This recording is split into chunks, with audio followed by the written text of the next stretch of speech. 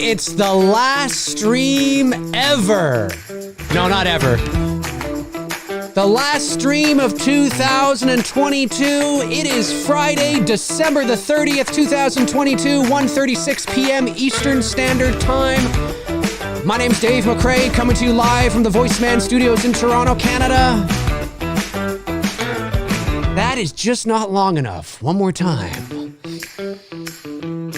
Are you excited for New Year's? What are you doing for New Year's? Maybe you're not doing anything for New Year's. The older you get, the less you do. What are your New Year's resolutions? What are you most looking forward to in 2023? I thought I would jump on and just chat with you guys and have one last stream before the new year is upon us. I thought I would jump on and talk to you and, just hang out for a little bit and, just kind of talk about stuff, where we are. I don't have an agenda for today. There's not like a topic I want to talk about off the top and then head to you guys. I just kind of want to hang out and reflect on the year and where we are and where we're going in 2023. It's hard to believe, 2023. What are some movies that were released? Let's say, in 1983 movies. Let's just see some movies that are going to be celebrating their 40th anniversary next year. One of my favorite comedies of all time, Trading Places, turns 40 next year. Oh, and again, National Lampoon's Vacation, another one of my favorite comedies of all time. It turns 40 next year. Christine, the horror movie, Cujo, The Outsider, Sleepaway Camp. Oh my goodness. They all turn 40 next year. Crazy. Jaws 3 turns 40 next year. Wow. Amazing stuff. Okay, what about 1993? What are some movies turning 30 next year? Let's see here. Falling Down with Michael Douglas, Alive, Demolition Man, Cliffhanger, Jason Goes to Hell, Jurassic Park. Yes, of course, Jurassic Park. Leprechaun. It's true. The Fugitive, The Last Action Hero. Oh my goodness. Hocus Pocus, The Nightmare Before Christmas. Man, Philadelphia, The Firm. Look at all these great movies. Indecent Proposal. Hard Target. Teenage Mutant Ninja Turtles 3. Look Who's Talking Now. Sleepless in Seattle. All these movies are turning 30 next year. What about 20? What movies are turning 20 next year? Identity. Oh, that's a great movie. Open Water. Oh, The Texas Chainsaw Massacre, the remake, Freddy vs. Jason, House of a Thousand Corpses, Scary Movie 3, Jeepers Creepers 2. Man. Other ones here. Big Fish. I actually like that movie. Freaky Friday, Kill Bill Volume 1. National Security with Martin Lawrence. I actually really like that movie. Johnny English. I kind of like Johnny English too. Terminator 3, Rise of the Machines. Man, all those movies are turning 20 next year. Now, what about 10? Not that long ago. What about 10? What movies are turning 10 years old next year? Ooh, let's see here. The Purge, Curse of Chucky, Man of Steel, World War Z, Die Hard, or A Good Day to Die Hard. Oh, God, I can see these are getting worse. The quality as we go along is getting worse. My goodness. Oh, The Conjuring. The first Conjuring celebrates 10 years next year. Geez, that's hard to believe. That's 10 years. Crazy stuff. But yeah, you know, I mean, what movies are we looking forward to in 2022? We kind of talked about that, or I talked about that on a where are you guys? There you are. I talked about that on a video recently, but it's crazy. It's crazy indeed. Amadusia sends in $5, says, Happy New Year, Dave. Happy New Year to you as well. Hope you and your family are healthy and happy. What horror film are you most looking forward to in 2023? Well, I think, you know, when I look at the list, and again, there's always those horror movies that come along that we're not even aware are coming along. Do you know what I mean? There's always, and not just horror movies, there's always those kinds of movies that come along that we're totally unaware of. But doing a quick Google search and just looking at what comes up, you know, kind of what's known, I would say in terms of horror, probably as of right now, probably The Exorcist for me. I'm not a big Evil Dead fan. I don't dislike Evil Dead, but Evil Dead, I mean, I've seen them, but I don't really care for them. They're not, I don't really care. So Evil Dead Rise, you know, whatever. I know that Evil Dead, obviously it's a cult horror film. It's got a gigantic following. Evil Dead 2, Army of Darkness. I know they're big, and I know that there is a gigantic fan base for them. I don't dislike them. I've seen them. They're fine. You know, I'm like, yeah, it's fun. But it's not one of my like, oh, Evil Dead, yeah, Evil Dead, yeah. Like I couldn't care less. So Evil Dead Rise, I'm like, yeah, okay, cool. But The Exorcist, again, here's the thing. I'm not excited for The Exorcist necessarily because I know it's kind of dark in here now when I switch over to the other screen. My apologies. I know I'm not excited for The Exorcist because, and this is no disrespect to David Gordon Green or the team that is doing it, but I was at best lukewarm on their trilogy of Halloween films. I think there are some I think there are some redeeming qualities in each of the movies. But for me, it was 18 was like, yeah, it was fine. You know, I think it should have been more of this and a little less of this and a bit more of this. It's just a difference in creative decisions. I have that epic Halloween 18, you know, review on my channel that you guys can watch if you haven't seen it already. You know, but I was like, you know, it's fine. I thought it was a really good a good modern day slasher, just not that great of a Halloween movie, although there was some Halloween thing. You know what I mean? You know what I mean, right? But then Kills was like, woo, you know what I mean? There's some good stuff in there, but in terms of like the structure and the story, it was like, woo. And then Ends, it's like, it was weird. It's a weird tasting trilogy to me. So I understand that for some, it might be like you're excited about The Exorcist, but you were lukewarm on the Halloween trilogy and it's the same people doing that. And I'm like, yeah, I get that, but that's not why I'm excited for it. I think I always try to be cautiously optimistic about things. And The Exorcist is one of my favorite horror movies of all time. And The Exorcist 3, Legion, is actually fantastic. It should never have been called Exorcist 3, but it's fantastic. I'm trying to be hopeful, right? I'm trying to be hopeful. So you're doing a direct sequel, which to one of the great legendary horror films. I don't know. I think I'm hoping that because The Exorcist is not a slasher movie and it's more drama, psychological, really, at the end of the day, at least it should be. I'm curious to see how Green handles that. Again, I wasn't crazy with his 3 Halloween movies. I don't loathe them or anything. It's not Resurrection here. You know,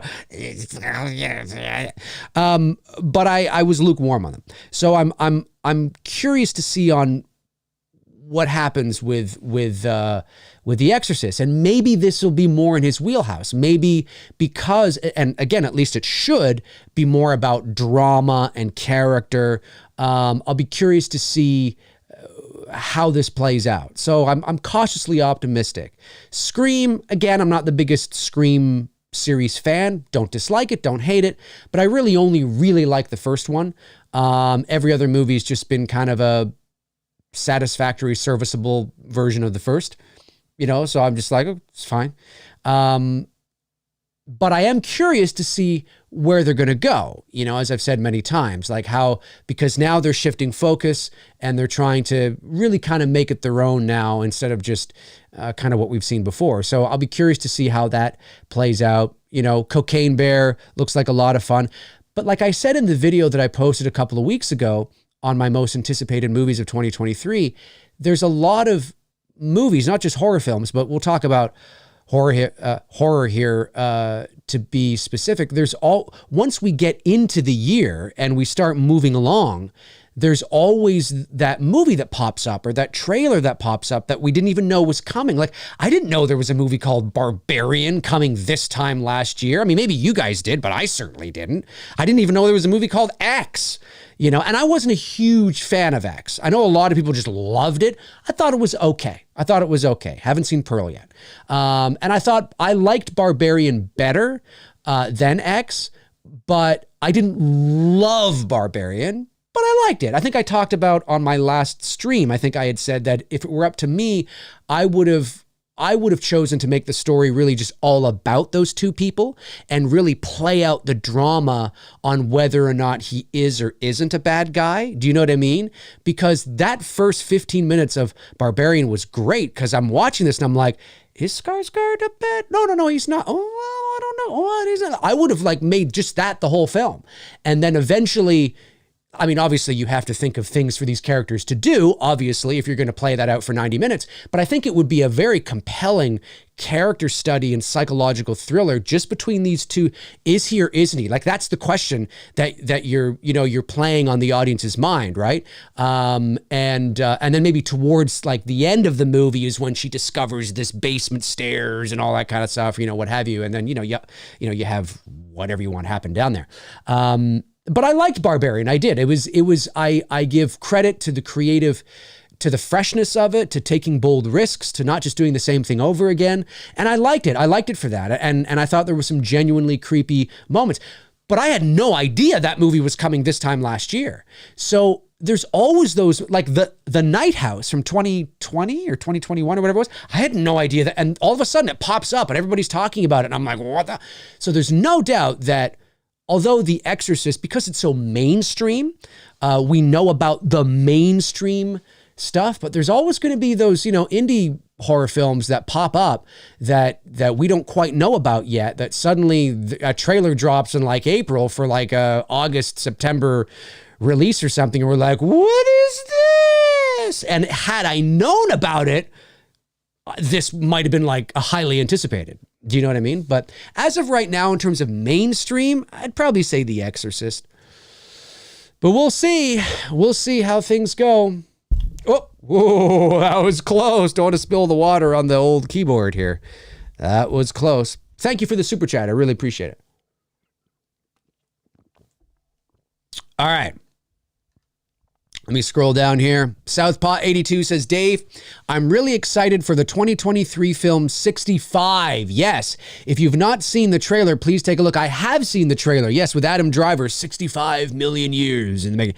I got to admit, see now, there's a perfect example of a movie that that seems like it comes out of nowhere.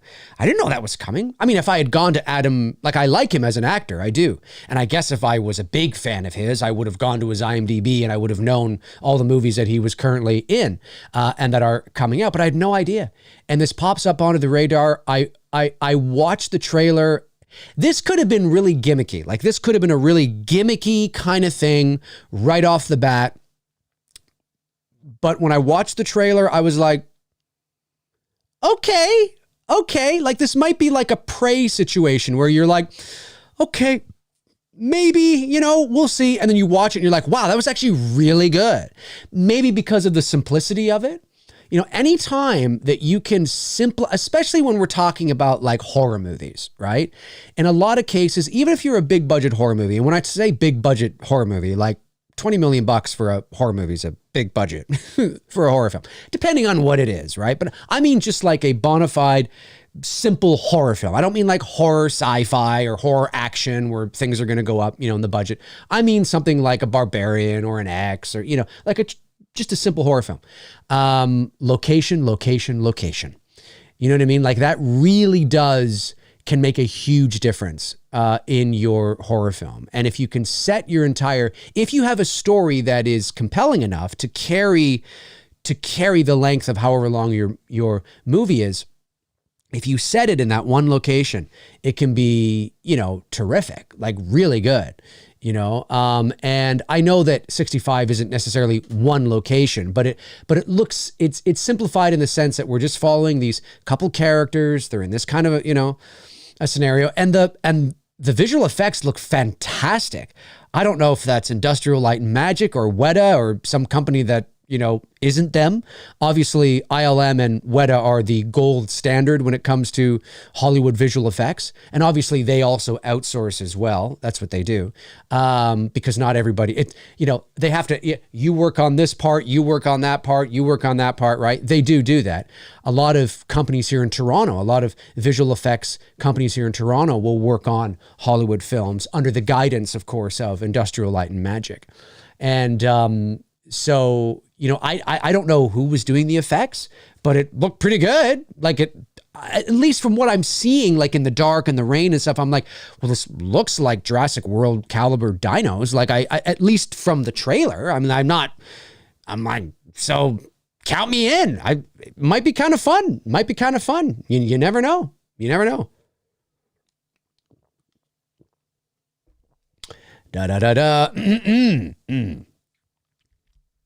Julian Salgado. Am I saying that? Yes, I think I'm saying that right. Hey, buddy, thanks very much for the super chat. Really appreciate it. It says, hey, Dave, did you hear that Harrison Ford joined the MCU and is taking on the role of General Ross? The actor who played Ross recently passed away. Yes, I have heard about this. Now, obviously, I know next to nothing about the MCU. I'm not a big superhero guy. I have a basic I can carry a basic 101 conversation talking about, the universe and the films and all that kind of stuff. But I don't know, I don't know anything. So I had no idea who General Ross was. I'd never heard of the movie but I believe wasn't it William Hurt that recently passed away? Or was it Jeff Bridges? I always get those two mixed up. I think it was William Hurt, I think. I think it was him. Was it him that recently passed away? Let me just check here. William Hurt. Yes, he died in March. So yes, yeah, it was him. So he was originally going to play this General Ross guy. No idea who he is, but they've got Harrison Ford. So, but that doesn't surprise me. I mean, Harrison Ford recently in an article said, listen, I've done everything and this is something I haven't done. So why not? And from everything that I'm reading, it's pretty low key. Like in terms of, it's not like he's the star and he's going to be leaping over tall buildings and,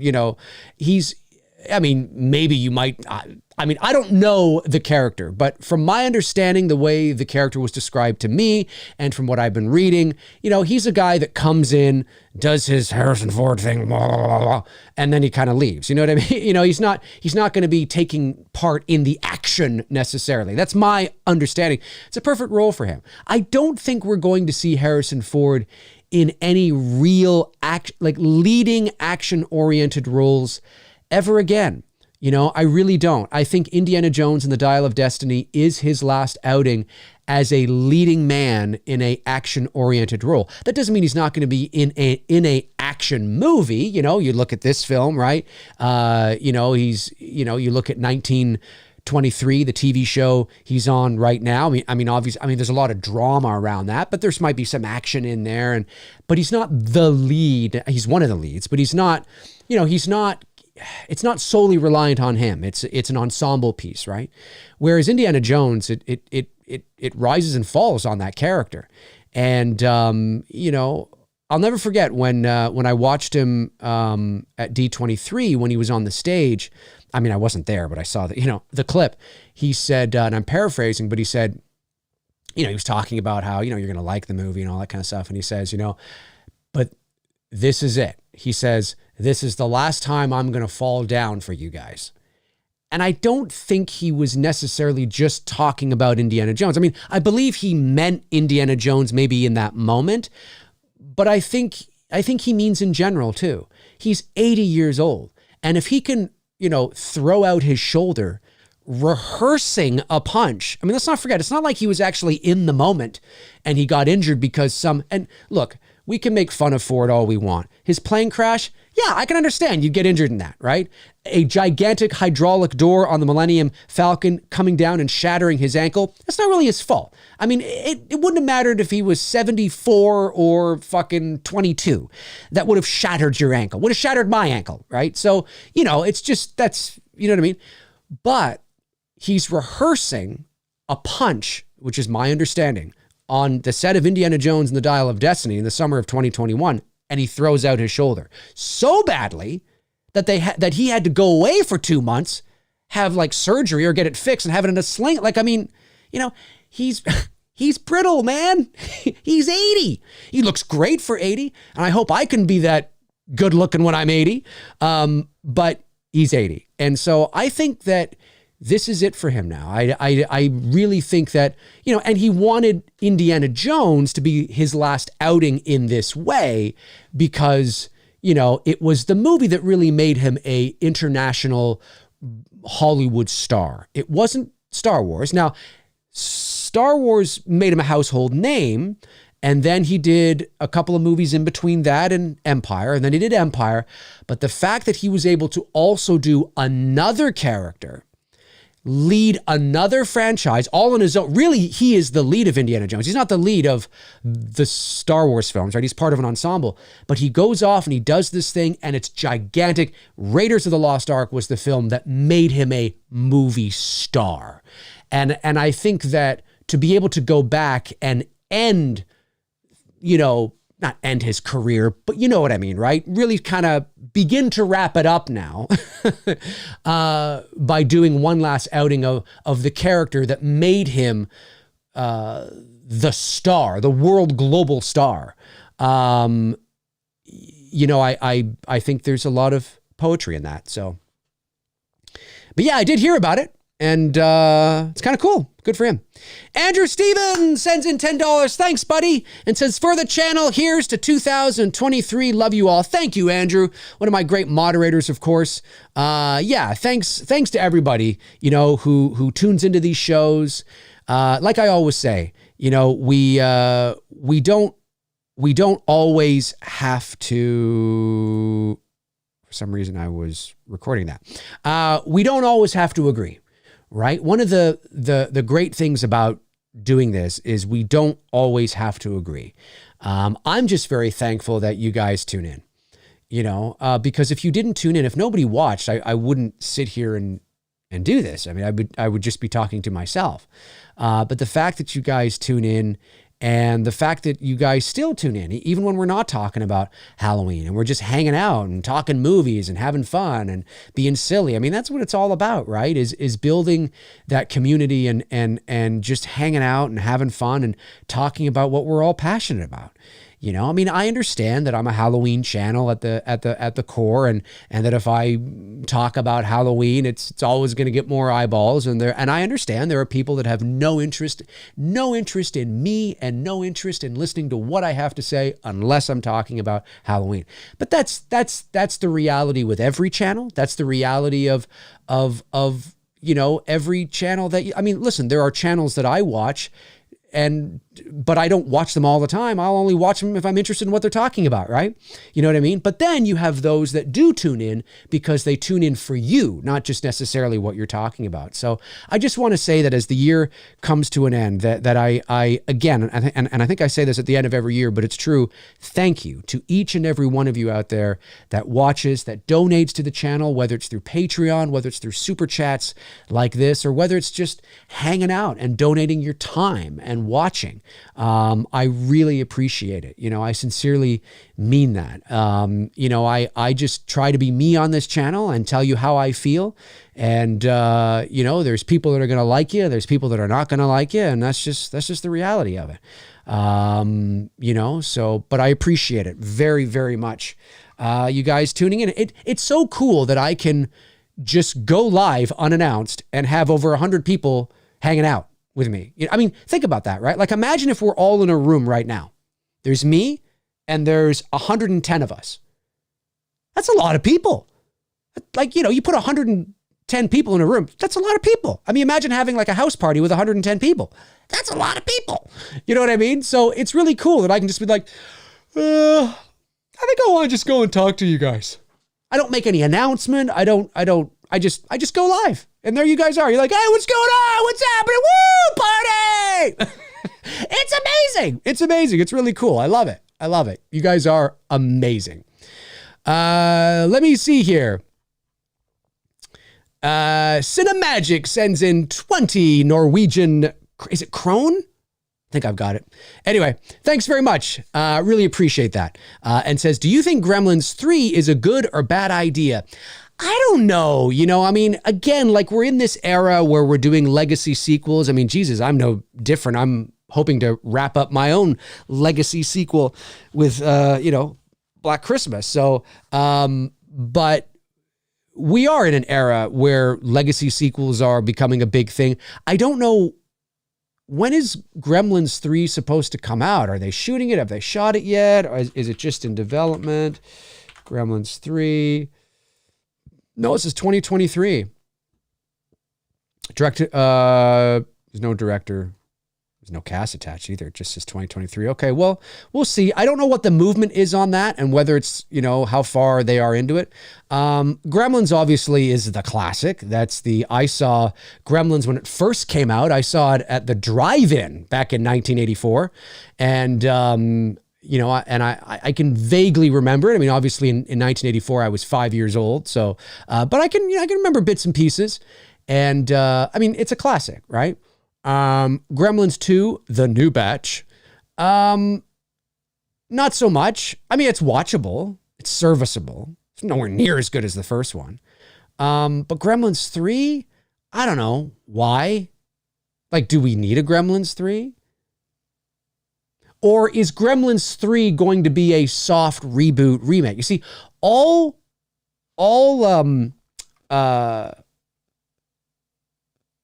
was I trying to say here? All remakes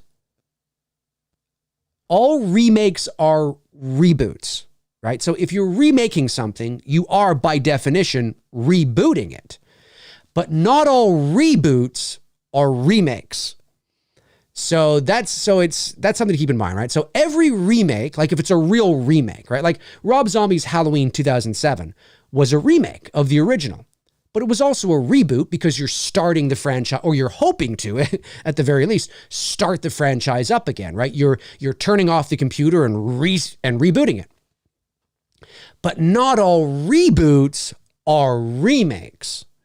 You can reboot something and it's a legacy sequel. It's a reimagining. It's, you know what I mean? And it's not really it's not a remake because the original is still included in that canonical timeline, right? So that's something that I always try to kind of keep in mind too. So is this okay, so it's definitely a reboot because obviously you're trying to get the Gremlin franchise up again, but is it a remake or is it is it like a legacy sequel like Halloween 18? Or is it kind of like are they just going to call it Gremlins and not Gremlins 3? I could totally fucking see that.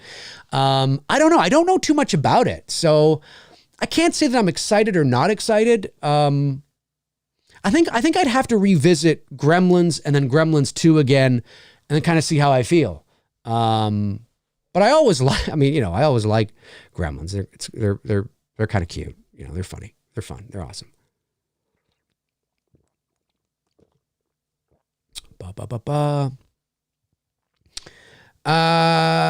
Let me see here.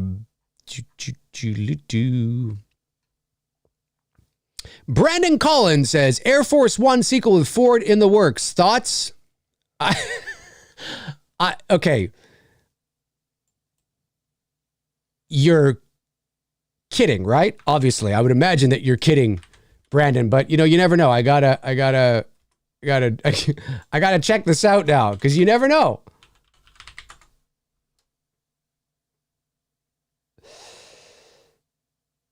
This. Oh, okay. So you're not kidding about it being an actual article. So let me read this. And then I'll give you my thoughts. 25 years after, this comes from, I've never heard of this site, Giant or a freaking Robot. I've never heard of them. I don't know how reliable or not reliable they are. 25 years after getting Gary Oldman off his plane. Okay, it's published 4 weeks ago. I just want to make sure it wasn't an April Fool's article. 25 years after getting Gary Oldman off his plane and Harrison Ford is ready to take on fictional terrorists one more time. Our trusted and proven sources, I hate that, tells us that a sequel to Wolfgang Petersen's 1997 classic is on the way. They also tell us that Harrison Ford, apparently not willing to give up on the action genre completely after Indiana Jones and the Dial of Destiny, has signed on to reprise his role as President James Marshall. So he's going to be, Jesus, or should we say former president? After all, it's been 2.5 decades of an alternate history in which limits and abolished the film take place in the late 90s. Harrison Ford would digitally de-age the entire... I don't buy this at all. I will be shocked if this is true. This just seems so fucking pointless. This seems so pointless. And boy, perhaps Harrison Ford is joining her for the sequel was more of a supporter. Like, okay. Now, if there's a sequel to Air Force One where Harrison Ford is in a supporting role. Okay, so it depends on where the fuck are you guys? There you guys are. It depends on what we're talking about, right? If they want, like, let's say there's some truth to this, okay? Well, if this is a sequel to Air Force One with, I don't know, somebody else as the president, okay, clearly somebody younger, and they have to consult Harrison Ford, his character, because he's the one that survived the big thing back in 1997. Okay, I could see that. I could see, it's a Air Force One sequel. It's a soft reboot with, I don't know, Chris Pratt as the president. Do you know what I mean? Like something like that. And there's only one man that's been through this before. And Harrison Ford walks into the room and it's like, it's President Marshall. I think that was his name, right? It's like, it's him. And he's like, I know how to help out. You know what I mean? And he's helping them out or something. And maybe he gets in a little bit of a scuffle with somebody. Okay, fine. But do I think that there's a direct sequel to Air Force One with Harrison Ford as a leading man in an action-oriented role where, for whatever reason, the dead brother of Gary Oldman comes after Harrison Ford's character, and I don't buy it. I'm ready to be proven wrong. I just think that's a fucking stupid idea. Why?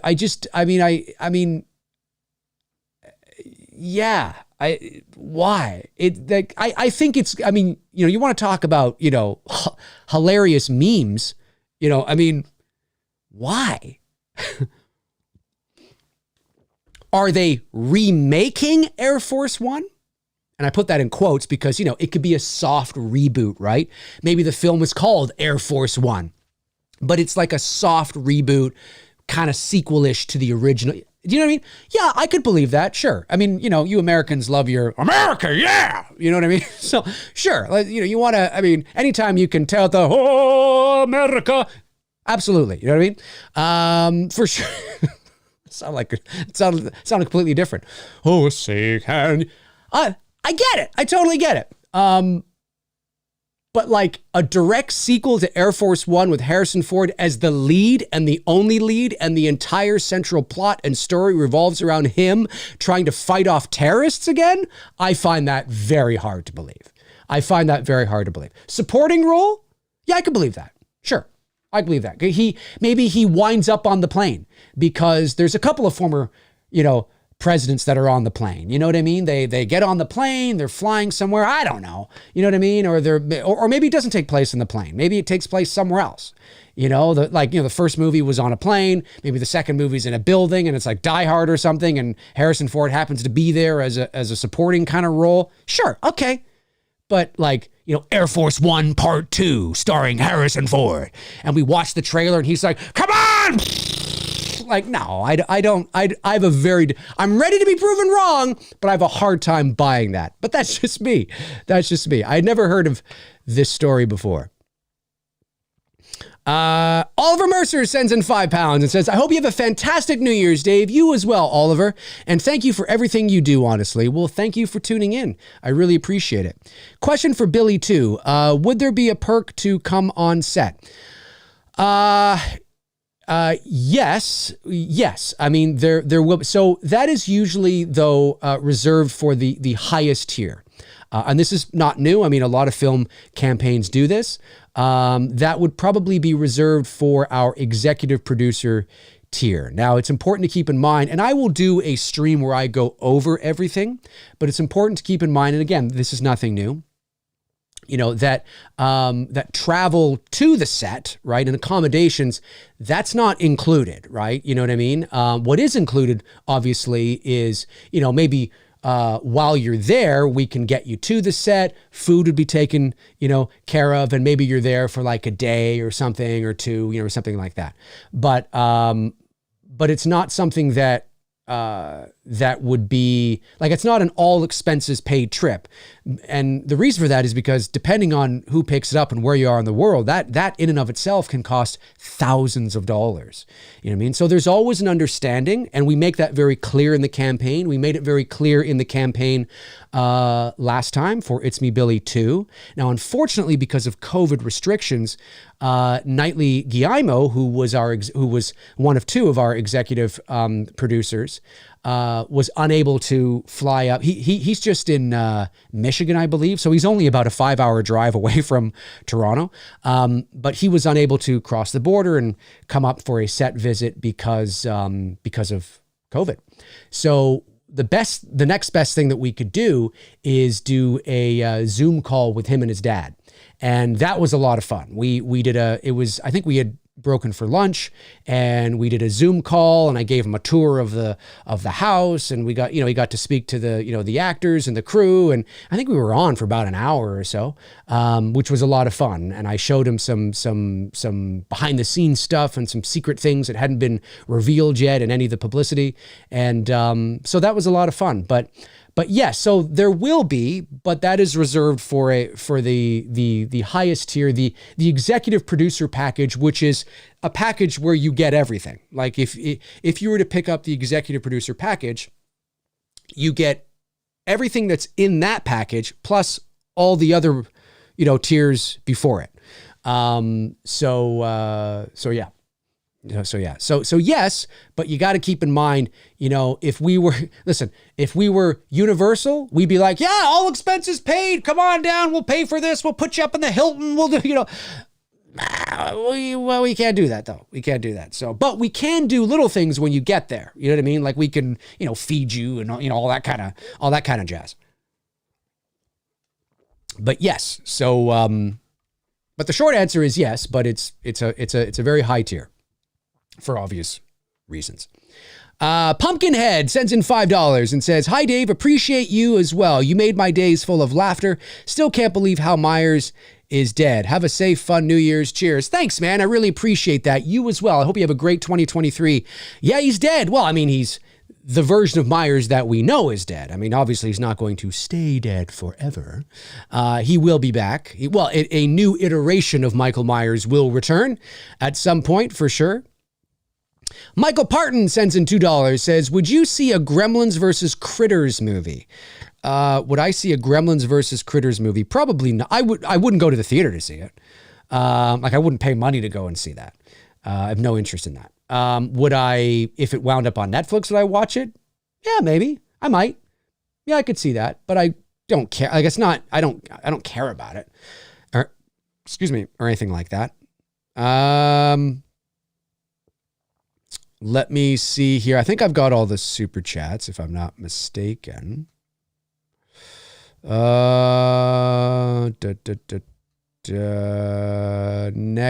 Next Gen Studios says, I would also like the ending that we didn't get with Gremlins 2. I can't even remember that.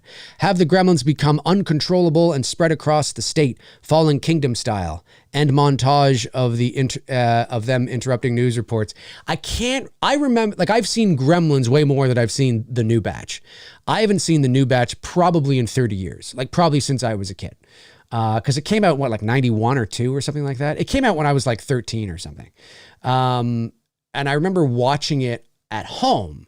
I remember we used to have, it became the movie network in Canada. I know you guys have a movie, and maybe it's called the same thing in the States, but here in Canada, we had for years, I think it's called something different now, because obviously television has changed, but it was a premium channel called the Movie Network.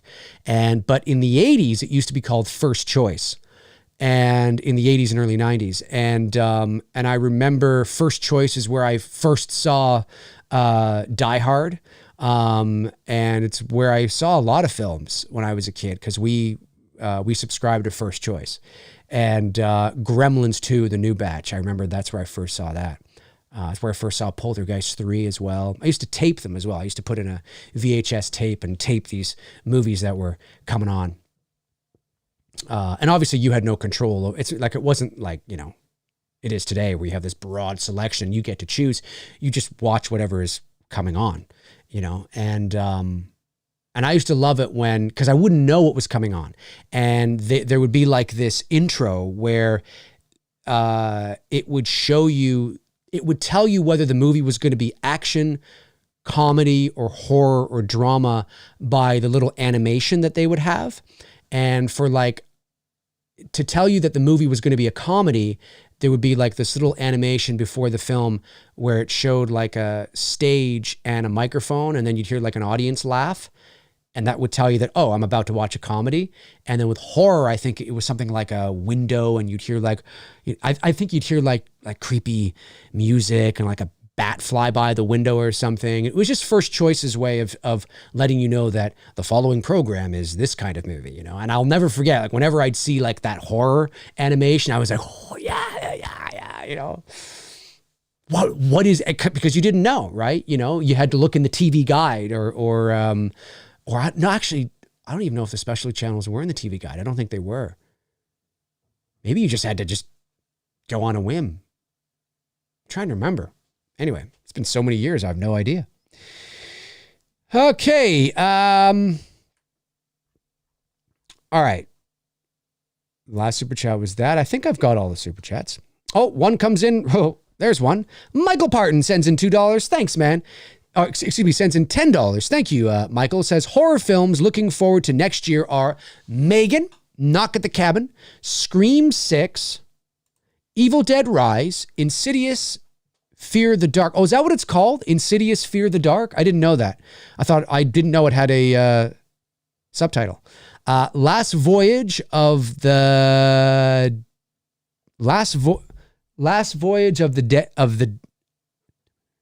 Demeter? I'm trying to think of how to phonetically sound that out. Demeter. Salem's Lot. Maybe The Exorcist and Shelby Oaks. Oh, right. They are doing a Salem's Lot. That's right. Right. Yes. And the original was really good. I keep forgetting about Insidious. I keep forgetting about that movie. You're right. That would definitely, but this is the problem with me. I'm such a party pooper, Are you excited for part 35?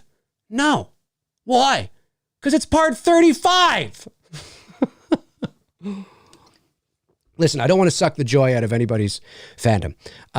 It's hard for me to get excited about sequels, especially sequels that are like, past 4. It's like, I'm more, I think what it is for me, guys, I think I'm more curious than I am excited. And I think maybe that we might be doing a little bit of semantics there, but it takes a lot for me to get excited about a movie, like genuinely excited. I'm always curious about films. I'm curious about, Scream 6. I'm curious about Insidious 5. I'm curious about the next Conjuring movie, whenever that'll be, and I'm curious about The Exorcist. You know what I mean? But I don't know if I'm excited. It's tough. It's tough for me to get excited. Like, I was excited for Halloween 18. Do you remember that? Do you remember those days, folks? Back in 2017 and 2018, the big lead up. You could tell I was excited. We were all excited. The videos we were doing and getting excited. And I'll never forget the day the trailer dropped. I actually was in an animation voiceover session. I wore, do I have that? I don't think I do. I actually wore my orange jogging pants and a Halloween t-shirt to a voiceover session. Actually, I might actually have, you've seen this photo of me before, because I've shared it before, because it's so funny. I think it's on my desktop actually here, because I had it there because I was using it for, where is it? Hang on a sec here. Is that one? That's not the one I'm looking for.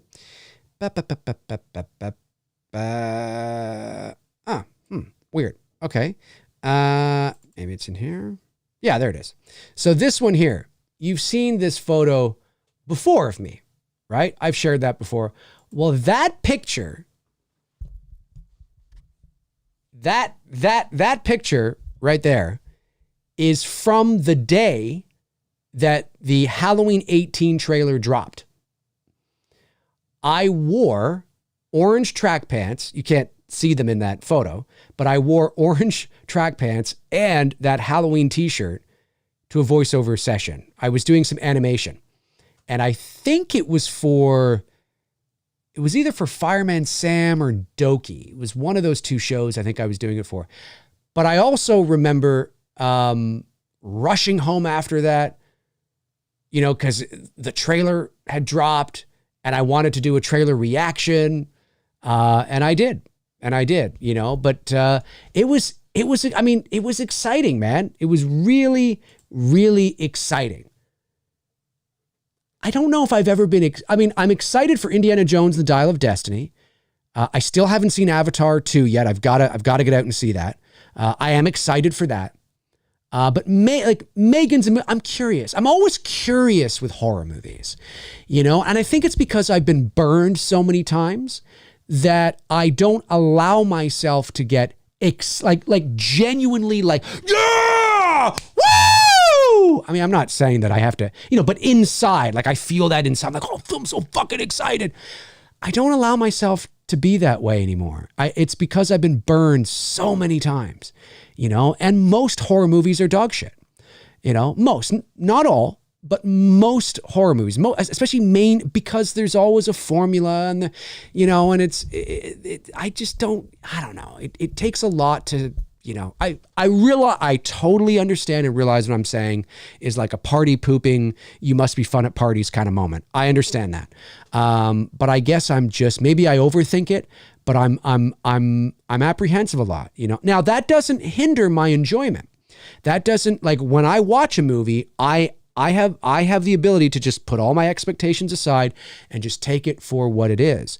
And thankfully, there are movies I watch where I'm like, oh, you know what? That was really good. Like The Ritual. I know that's from a few years ago now, but that movie blew me away. Fucking love that horror film. Thought it was fantastic. I don't think it gets talked about enough. But then again, I also understand that it's not a slasher movie. It's more of a psychological, elevated film, so, I understand maybe, I don't know, maybe people aren't watching it. I have no idea. But I'm optimistic. I'm curious about horror films, but it has to take a lot to get me excited. I I know that probably feels like such a party poop thing to say, but it's just because I've been burned so many times. You know, fool me once, shame on you, fool me twice kind of thing. You know what I mean? It's like, yeah, well, I'll wait and see. I'll wait and see. Looks good. Looks good. Are you excited? Well, I'm curious. I'm curious about it. Curious about it. Why aren't you excited? Well, because, I've done this dance a lot. And I've gone in excited only to be, oh, boom, boom. It's like, I don't know. Maybe I'm just jaded. No idea. Let's see. Did I miss any others? Oh, wait. No, that was the one that oh, right. And then, of course, yeah, the last voice. I haven't heard that one. The Shelby Oaks one, I think, is Chris Stuckman's movie, right? It's funny how on here you say maybe The Exorcist and Shelby Oaks, where The Exorcist for me would be above all the others. Again, I'm curious about Insidious because Patrick Wilson and Rose Byrne, I believe, I think she's also returning. It's his directorial debut, so I'm interested in that. But it's the 5th installment in a tired franchise. Like how good can it be? Right? I don't know. We'll see. But I fucking love the first Insidious. I think the first Insidious is a fantastic horror film on its own. And I know it doesn't get the love that The Conjuring gets because it wasn't near the success The Conjuring was. And it didn't have the sort of the cultural footprint that The Conjuring did. But I think Insidious is just as spooky and rewarding as The Conjuring in a different way. It's in a different way. But when I watched that first Insidious film, I mean, it's great mood, great atmosphere, great slow burn. It's fantastic. It's a great film. I saw that in the theater when it came out. And I'll never forget that scene when Patrick Wilson rushes into the bedroom to check on the baby. And you don't even realize it, but standing behind the curtains that are sort of falling over the crib is the demon, and not the demon with the red face, but the other demon. I forget his name now. Maybe it's the same guy. I can't remember. I haven't seen it in a while. But he's just standing there, and there's a bit of a stinger that lets you know that it's a bit of a jump scare, but it was so well done. It was so nuanced. I remember in the theater going, oh my God, I love that. Like, that's the kind of fucking shit that I like. That's the kind of shit that I like. Like, that's scary shit, man. I don't find gore and blood scary at all. I don't. It's gross. It can be scary in the sense of if you watch like a Saw or a Hostel, where it's like, oh my God, can you imagine, somebody torturing you this way? And it's scary in that sense. Like the thought of that happening is scary, but the actual visual to me isn't scary. It's just gross. It's gross. And depending on how good the visual effects are and how good the sound design is, it can make you go, oh, right. Well, that kind of sounds, cartoony, but you know what I mean, right? Like something like that. And, the sound engineers just fucking have a field day with that shit. You know what I mean? And then you get the blood peeling out and, the guys going, like that stuff is like, it's that cringe, like, ooh, but I don't find it scary. You know what I mean? But what Juan did in that first Conjuring and, the original Exorcist and, that first Insidious, it's scary stuff. It's scary stuff. I know it's not, and you guys know this. I'm not saying anything you guys don't know, obviously, but yeah, I'm curious about a lot of stuff. I just like to be, I like to have my expectations in check. Guitarist Dog 87 says, Dave, what do you think of my idea for a dream Halloween story? I'd set it in Haddonfield, 1998, loosely borrowed the concept from 2018 of him escaping and obtaining his original mask, but no damn Laurie. I think it's a little bit repetitive. Like you mean as like a remake, like another story? So it's a dream. Do you mean the story's a dream, or do you mean it's your dream idea, like it's an idea you would love to see come to be? Or do you mean the actual story in the movie is all a dream? I'm not quite sure what you're getting at. But I'd set it in Haddonfield in 1998, loosely borrow the concept from 18 of him escaping and obtaining his original mask, but no damn Laurie. I think it's a little derivative. I think at this point, I mean, listen, people will go see it. You know, I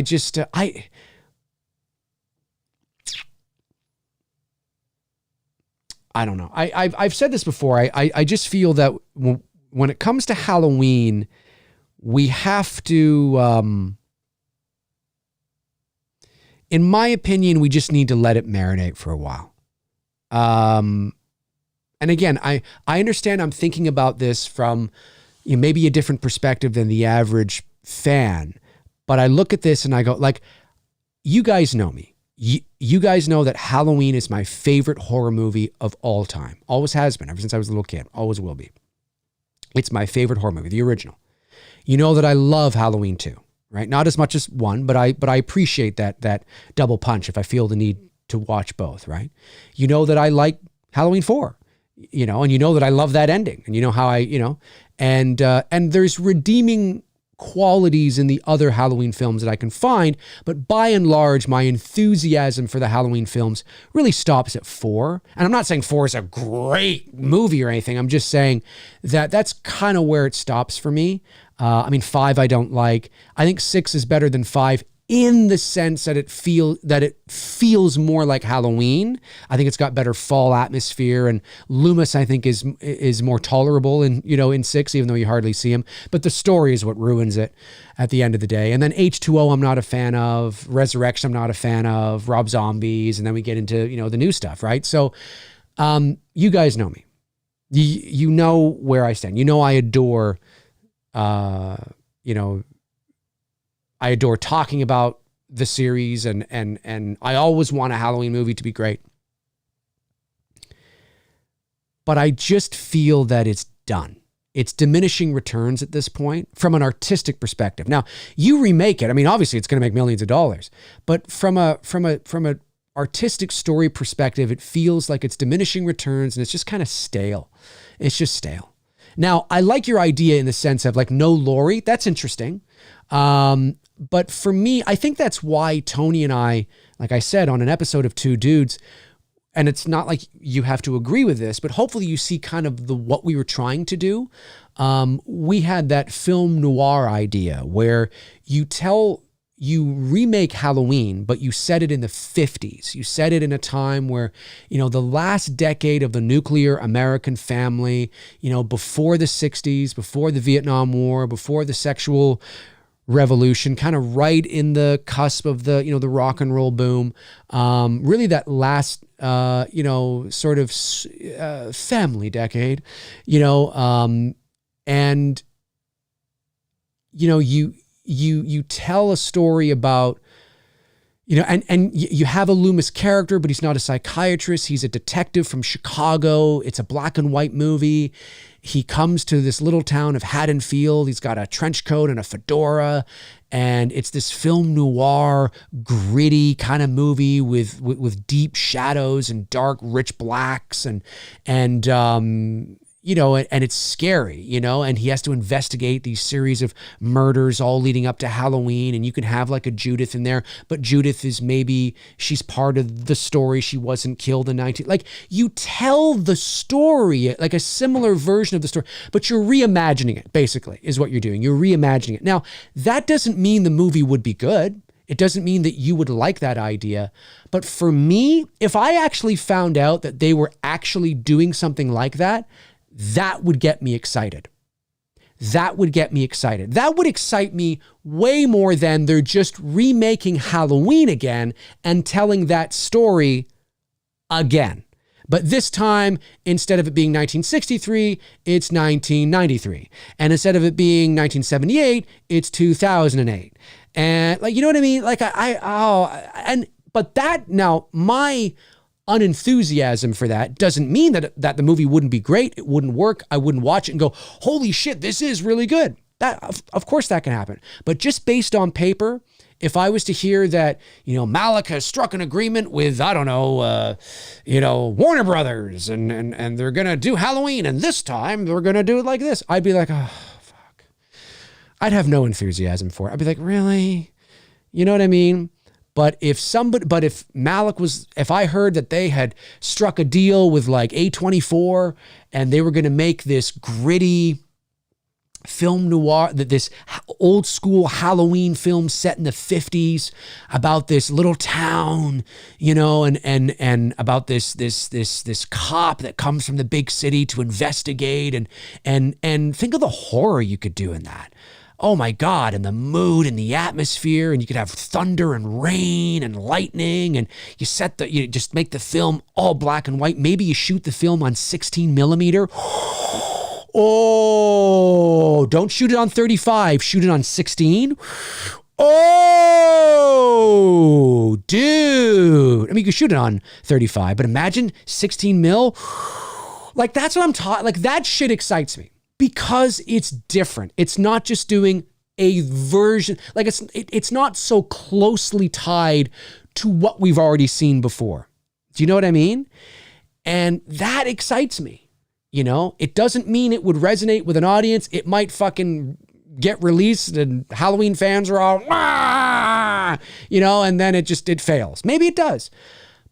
But on paper, in development, maybe we see a trailer and we're like, maybe, right? But on paper, being announced, I'd be like, ooh, okay. Okay, this is different. This isn't just the same fucking thing over again. This is different. But instead of being psychiatrist Loomis, he's detective Loomis, right? You know what I mean? Oh, dude, like imagine now. Maybe Kurt Russell's he's in his 70s now. He might be a little old because I don't think he wouldn't be a detective. But like, imagine, just for the sake of argument, imagine Kurt Russell in a movie like that as like a Loomis in a black and white film noir Halloween film set in the 50s, shot on 16 mil. I mean, I'm in. You know what I mean? Like, that excites me. So anyway, I get what you're saying, but I think for me personally, I'm really hoping that whatever they do with Michael next, it's not so closely tied to what we've already seen before. That's what I'll say. That's what I will say. Okay, I got all the super chats, right? Nobody is missing a super chat? I don't think so. Okay, good. Just want to make sure. Fauci Cinema, my man, Matt. Nice to see you, Matt. Says, what are you going to do when Michael comes back for you? Because he is coming. What are you going to do when Michael comes back for you? Because he's coming. That sounds like a album cover tagline or something. That's awesome. Let me see here. Evil Alex says, Dave, ever saw Amityville Horror Part 2, The Possession? Years ago. I preferred over the OG like Psycho 2 and Exorcist 3, an underrated sequel. I haven't seen it in years, so I'd have to go back and watch it. I adore that original from 1979. Margot Kidder, James Brolin. Great film. The second one I haven't seen in years. I agree that The Exorcist 3 is fantastic. Or Legion, is what it... I mean, obviously they didn't release it as Legion. So I've seen some marketing where it's been like Legion, The Exorcist 3 or something. I've seen a bit of that, but yes, it's a sequel in the sense that, Karras is... I mean, I get it, but it's a different movie. It's really, really, really what The Exorcist 3 really is, for all intents and purposes, is an anthology film set in the Exorcist world. That's really what it is. I mean, you could make the argument again that, well, because it's based on Blatty's books and he did write a book called Legion, which, and there's a book, like there's a sequel to The Exorcist, forget the name of it now, that had not like a book that had nothing to do with the actual movie part 2. So it's strange. But it's a great fucking movie. If you guys haven't seen The Exorcist 3, it's free on YouTube. Watch it. You will, and you're a big fan of the first film, and you didn't like the Heretic or whatever it's called. Watch The Exorcist 3. It's free on YouTube, and the quality is fantastic. It's great. You can bring it up on your TV. Like, the quality is really good. I watched it again like a couple of months back. I was like, I want to watch The Exorcist 3 again. Saw it was free. I went to YouTube to rent it because unfortunately I don't own it. And you can rent it, but I saw it was for free, and I'm like, oh, I'll just watch it. Brought it up on my big 75-inch TV and looked great. Looked fine. No issues. So watch it. It's fantastic. It's fantastic. Okay, got all that. Let me scroll down. I know I got that. Yes, Unimpressive Media says, yeah, the sequel book was called Legion, which is what 3 was based on. That's right. But there was a set of 3 books, right? There's The Exorcist, which is what the movie is based on. Then there's the name of another book. Yes, the book is also called, yes, but there's a second book that is a sequel to The Exorcist that the movie isn't based on. I'm not talking about the I'm not talking about the Legion book. There's a book before Legion that was a direct sequel to the Exorcist book. But the movie, The Exorcist 2, is not based on that book. Let me see if I can find it. I'm pretty sure I'm right on this. Okay, that's the movie. Hang on, The Exorcist book, novel. Oh, it was followed by Legion. Well, but there was another book. There was another book. It says followed by Legion. Yeah, but there was another book. I'm almost positive there was another book in between. Unless it was after. I'm almost positive. But to be fair, I stand corrected. To be fair, Wikipedia is telling me that the Exorcist book was followed by Legion. Okay, fair. That's weird. What am I thinking of then? Because I'm pretty sure there were 3 books. Maybe I'm thinking of... Hang on. Let me just put Exorcist series of books. Let me just see. Have you guys said anything? You guys have not said anything yet. Okay. I just want to make sure maybe you guys answered it for me. Complete the Exorcist series of books. And they just have the 2 books. That's so weird. What was I reading then? Well, okay. Maybe. Okay, because it keeps coming up that The Exorcist and Legion are the Exorcist series books. Okay, but there's another book. I know there's another book that was in this series. I'm almost positive.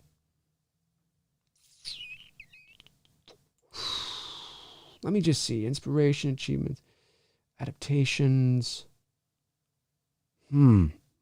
Well, listen, we're live, and for the sake of being live, obviously I don't have time to dive into it here.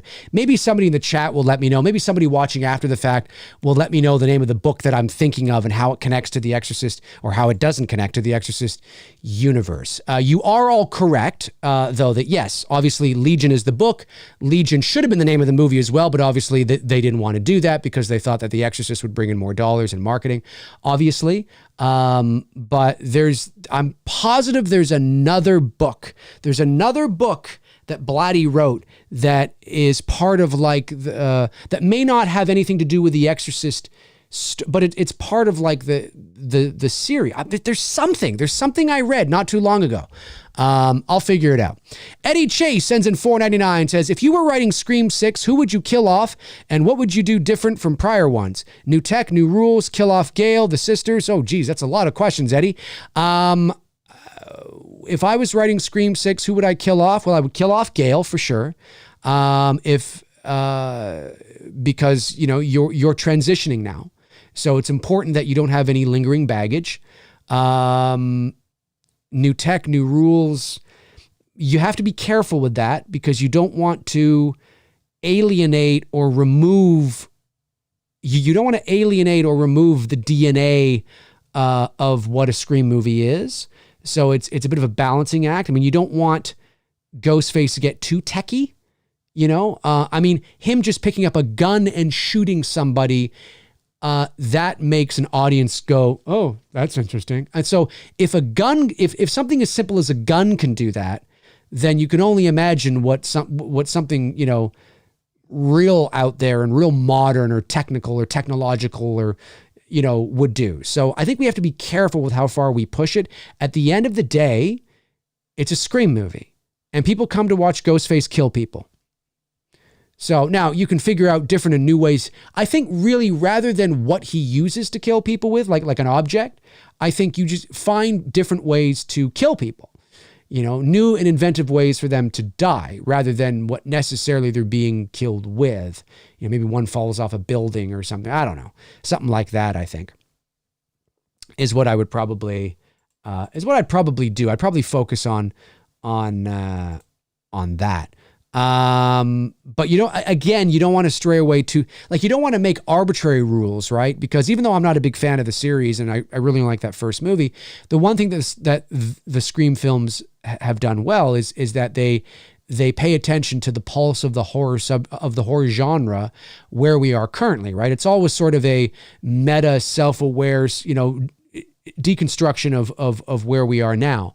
So rules can change, but I only think rules should change if it makes sense and the audience can identify with those changing of rules based on the current trend of horror films.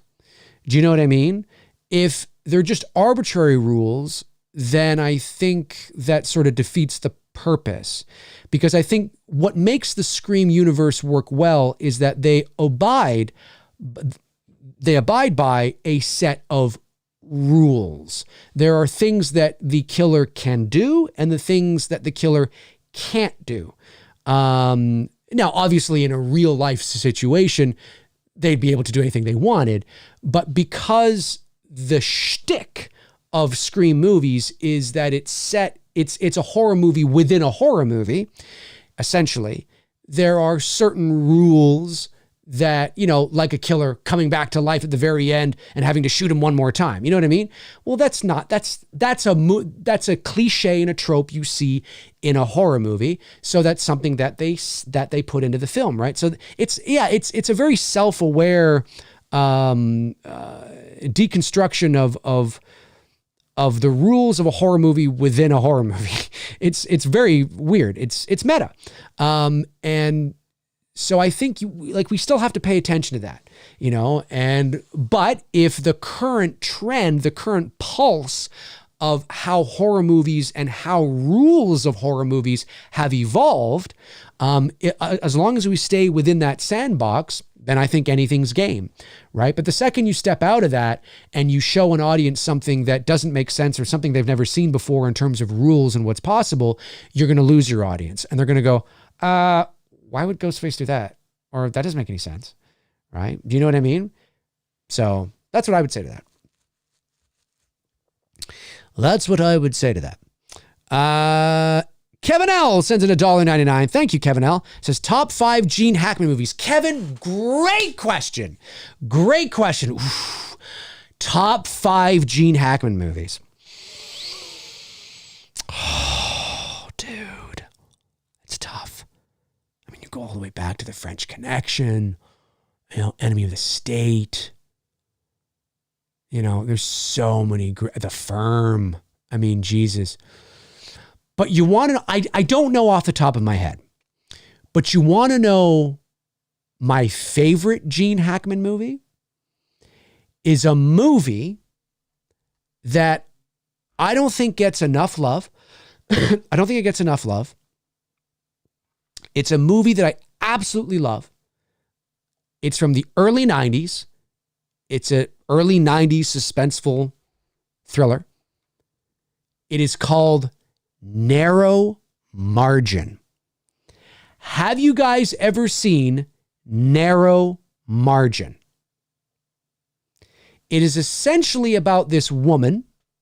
Yeah, Unforgiven is great. Brandon Collins says Unforgiven. I look at that as more of an Eastwood film, but I get what you're saying. I mean, Hackman plays a huge role in that, and he is fantastic in that movie. Unforgiven is it's almost not even fair. It's so good. You know what I mean? That is great.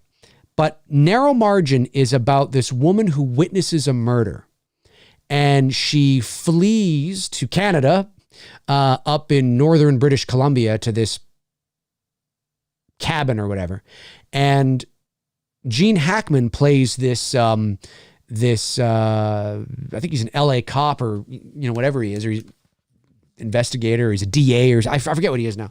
And anyways, he travels there. They find out where she is because they need her to come back and testify. And she's too afraid. And he travels there with his buddy, and they go there to get her and to try and convince her to come back. And then the bad guys, I'm making this very simple, the bad guys find her, shoot up, they're from like a helicopter, they shoot up the fucking cabin.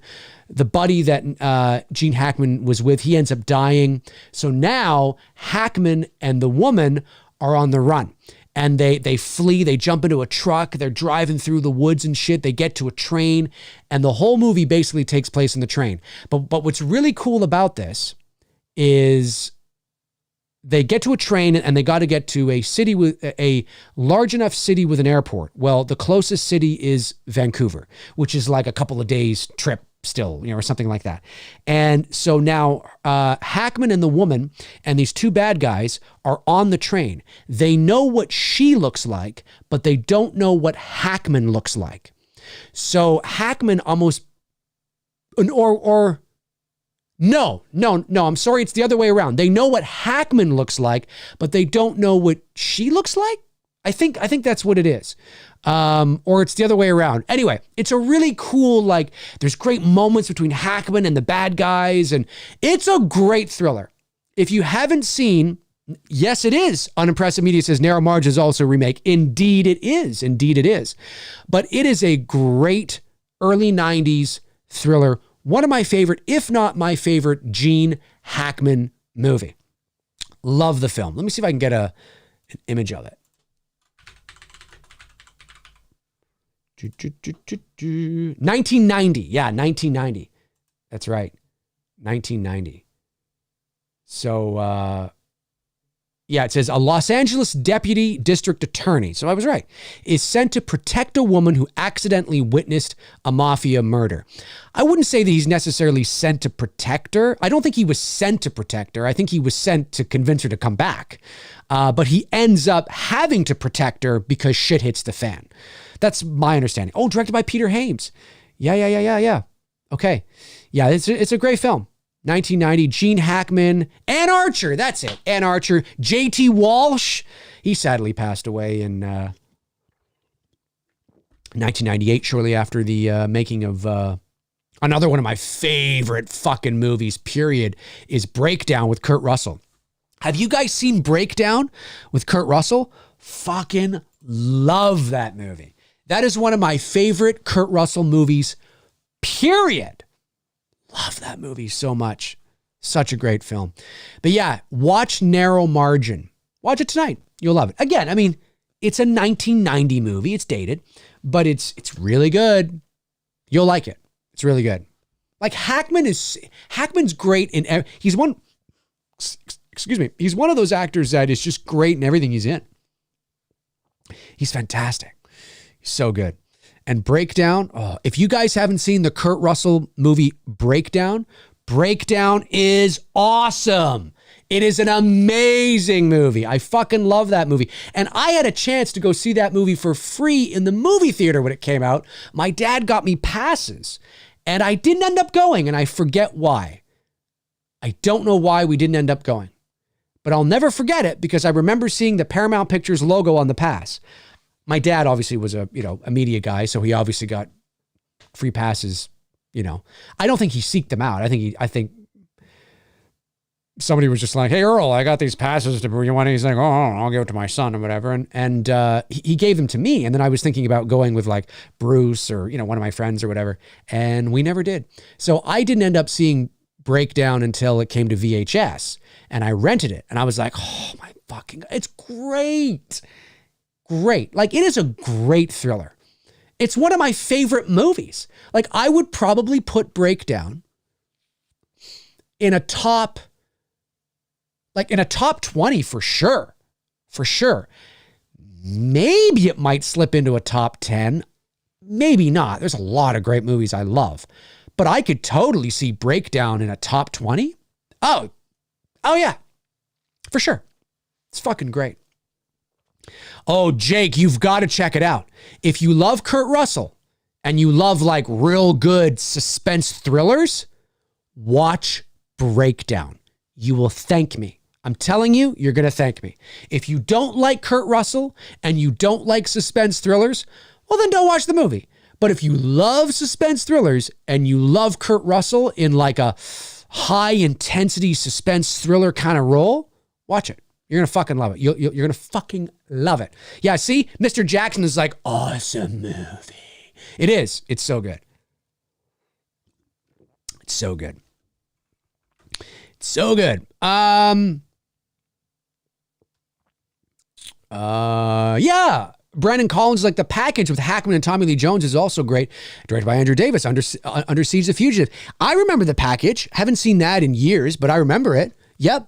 Yeah, that's pretty good. I also liked him in that early 2000s movie, The Replacements, with Keanu Reeves. I actually liked that movie. That was kind of fun.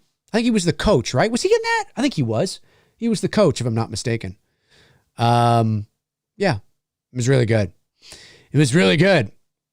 Let me see here. Crestfallen Bro. Oh, there you go. The Replacements is an underrated sports movie with Gene Hackman. Yes, it is.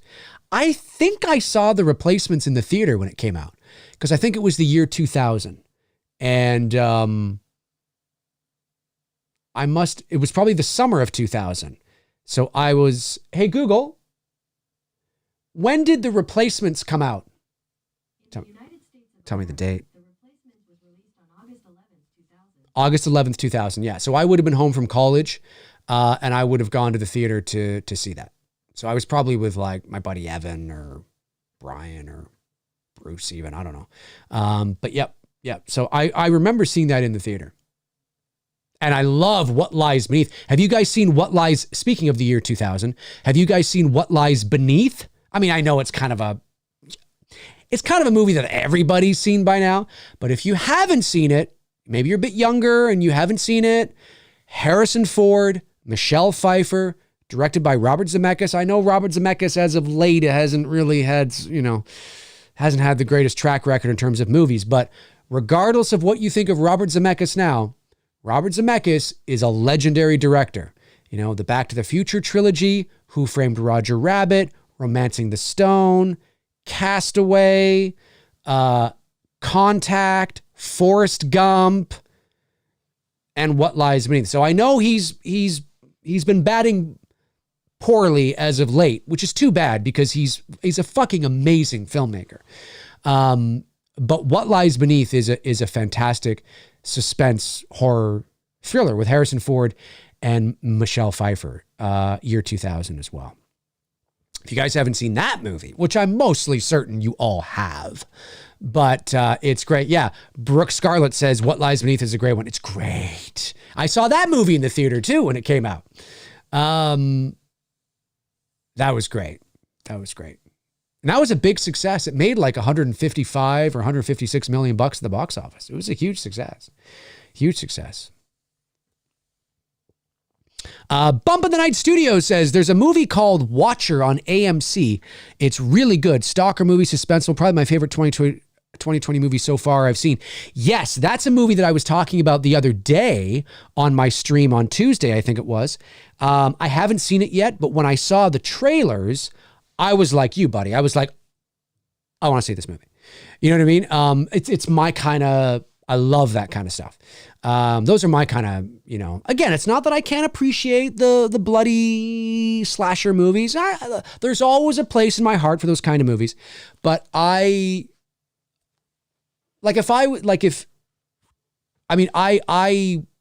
just gravitate towards that. I love those kinds of just theater of the mind, psychological, suspense, mood, atmosphere. I will always graduate towards that. I mean, listen, if somebody paid me enough to make, a Terrifier or a splatter movie, sure, I'll do it. But I wouldn't do it on my own.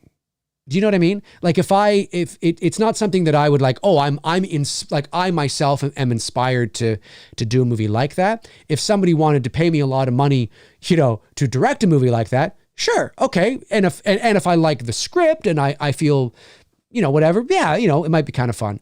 But instinctually though, yeah, I love films because when I saw the trailer for that, I was like, oh, I really like this movie. There's another movie on Netflix or was it Amazon Prime that I watched that I really liked. And it was about this woman who, the ending was a little anticlimactic, I will say that, but the movie's really good. And it's about this woman, maybe if the chat room gets it based on my description, let me know because for some reason I forget the name of it. I watched it like a year or so ago and I was like, oh, this is really good. It's about this, I think it's a foreign film. It's about this woman in like Budapest or wherever and she befriends this guy and they end up having like a one-night stand. But then he ends up having to go to work, but he locks her in his apartment. And every time he comes back, like he doesn't let her out and she's starting to catch on like, you're not letting me leave. And it's this great suspense kind of thriller about how she's trapped in this man's house or in this man's apartment and she's got to figure out how to get out. It's really good. I also really like the movie on, why am I always blanking on fucking titles?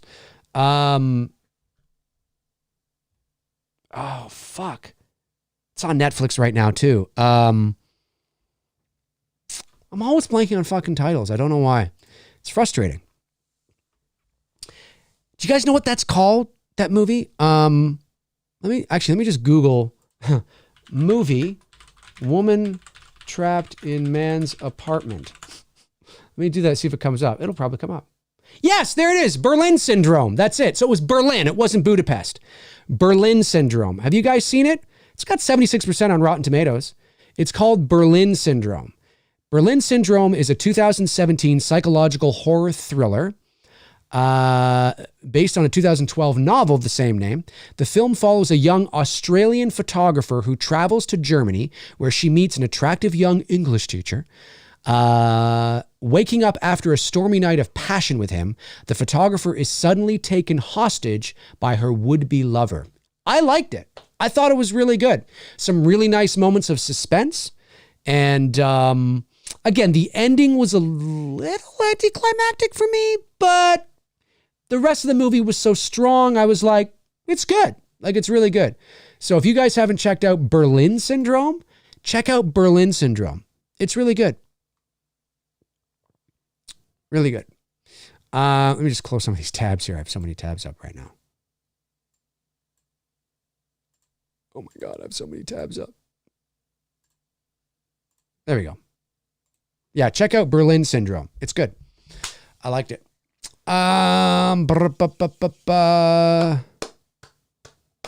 Sebastian says, Dave, do you like Rotten Tomatoes? It depends what you mean. Rotten Tomatoes is,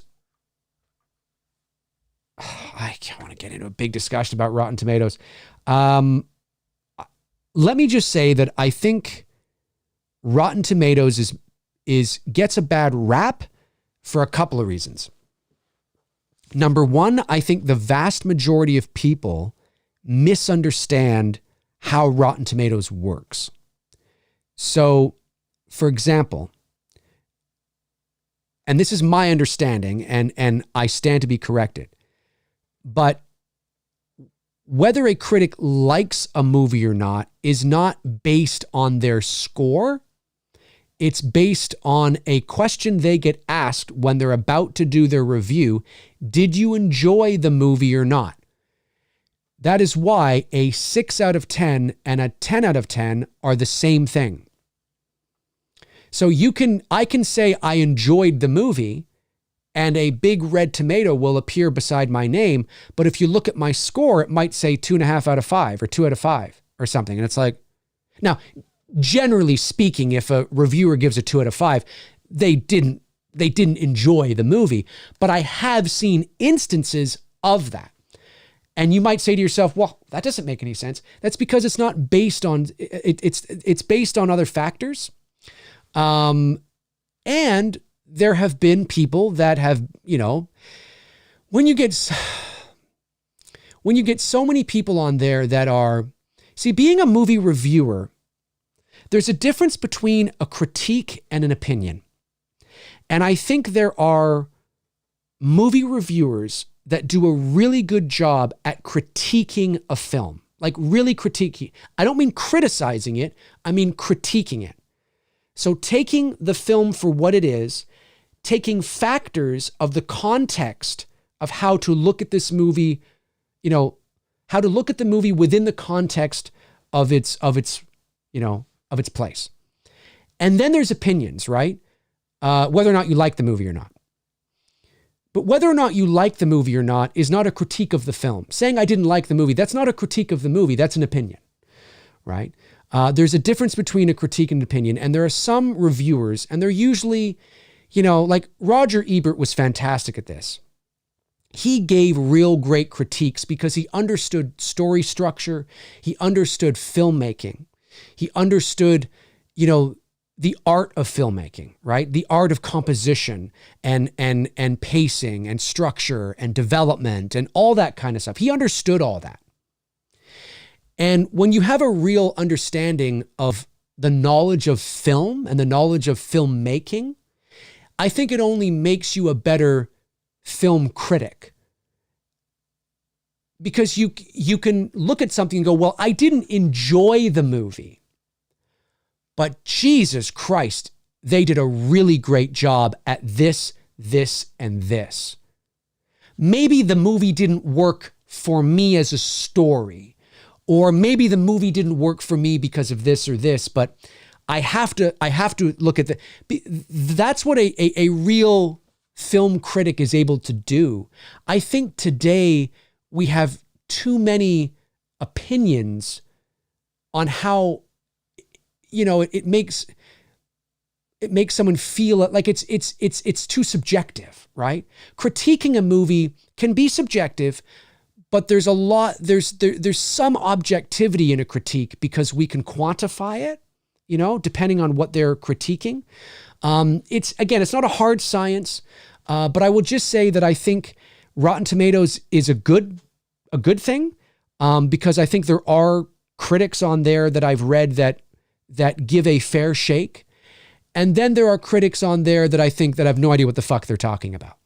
And their bias shows through, whether it's a political leaning, whether it's, whatever it is. And it's unfortunate because they wield an immense amount of power.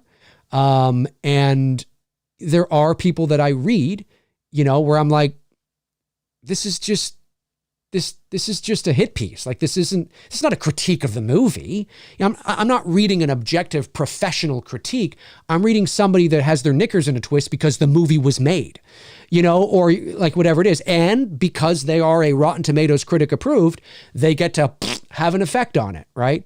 I'm not saying everybody's like that, but because there's so many Rotten Tomatoes, well, it's not like thousands, but because there are hundreds of Rotten Tomatoes approved critics, you do see that.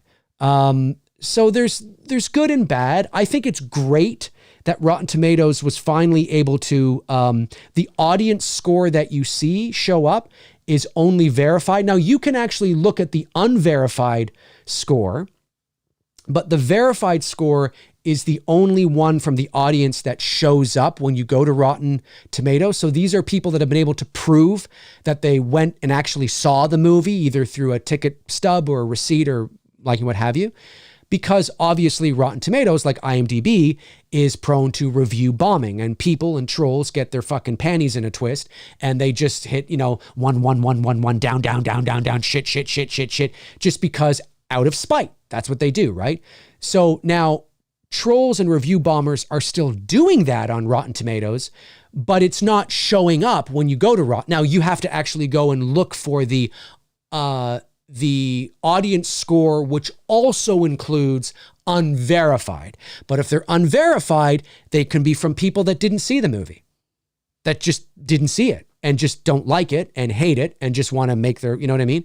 So I give Rotten Tomatoes credit, that's why I only look to the verified audience score.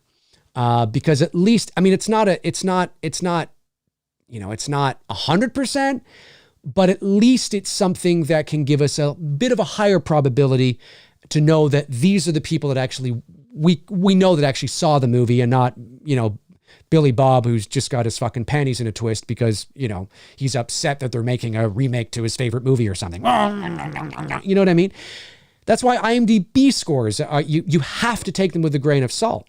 You have to do that. I mean, I know trolls that gave It's Me, Billy a 1. Like, I know that because they messaged me to tell me that. You fucking loser, huh? What do you think of this? Huh? And they'll send like a screen cap of them giving like a 1.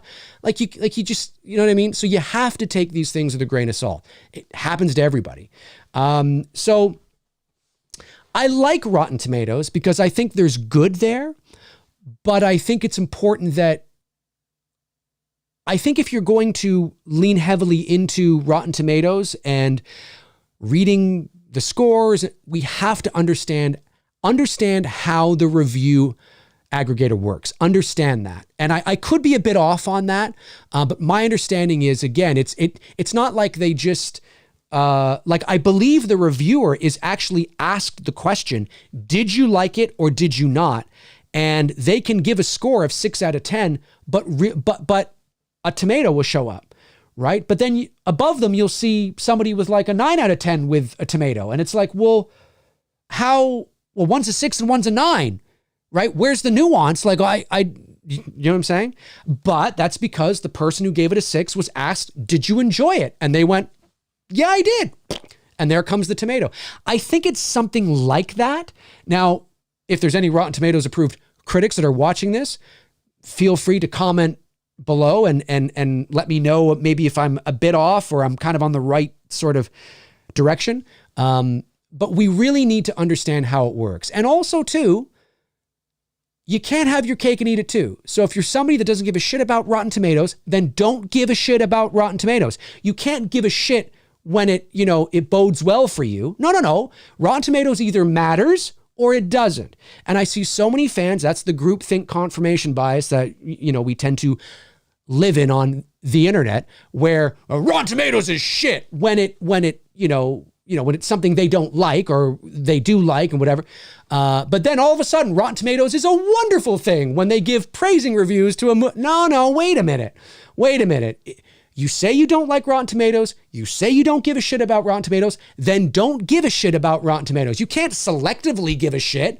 No, you either give a shit or you don't give a shit, right? That's how I feel about it anyway. That's how I see it. Because then it doesn't mean anything, right? I mean, if you're only giving a shit when it coincides with how you feel, well, that's confirmation bias, right? That's what we have to stop doing on the internet, and I see that a lot. I see channels calling out fucking Star Wars and Marvel and woke this and woke that. But then all of a sudden, if there's a Rotten Tomatoes score that is through the roof to a movie they really like, all of a sudden they're going, you see, look at that. You see, Rotten Tomatoes loves it. And I'm like, well, I thought you hated it. Whoa, wait.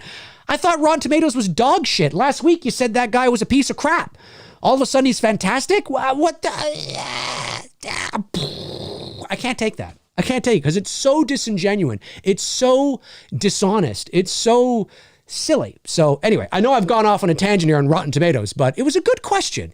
It was a good question. And I think it's important. I think it's an important question to talk about because we're movie fans, right? And Rotten Tomatoes is the creme de la creme, is the benchmark, whether we like it or not. It is the benchmark of movie critics. Like it is the site that, you know, we look to for scores and all that kind of stuff, right? And it has quite a say in the marketing of a film.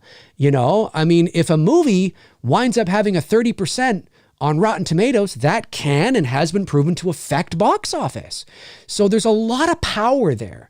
And that's why, again, I go back to, we need to understand the difference between a critique and an opinion.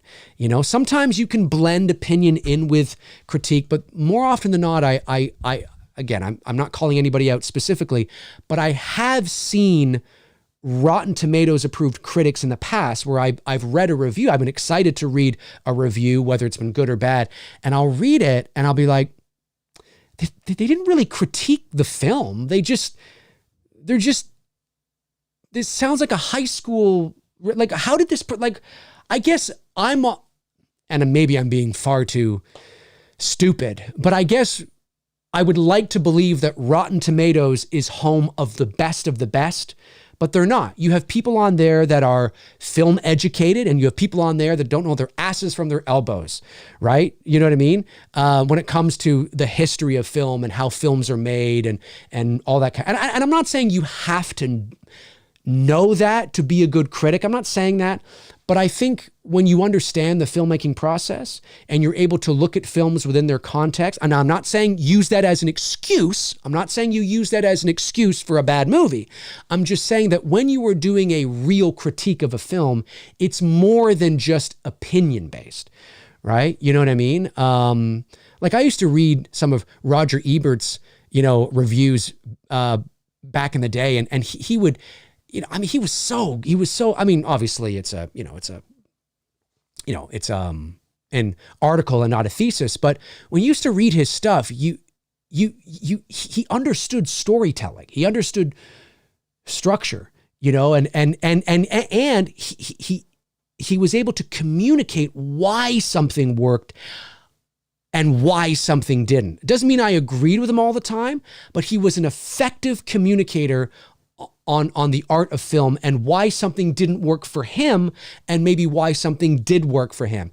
And we rarely see that now. And again, I'm not calling anybody out. I mean, I'm just saying that in my years of reading Rotten Tomatoes, I've seen a reviewer or two where I'm like, this reads like a blog, like you just woke up on a Saturday morning angry. You know, it doesn't, like, I'd like to think that I could go to Rotten Tomatoes and read, you know, educated critiques, you know, but that's not that. And sometimes you can, like, there's a few people on there, right? Some of your top, you know, critics will do that, but not all of them, Anyway, I digress, but it's a good question though, because like I said, we're all film fans. And I think it's important that we have an understanding of how that works, but we can't have our cake and eat it too. You know, we can't say, oh, you see, Rotten Tomatoes gave that movie a 20%. Ha ha ha ha. And then the next week, you see, Rotten Tomatoes gave it 90. Woo! What? No, you can't do that. You can't do that.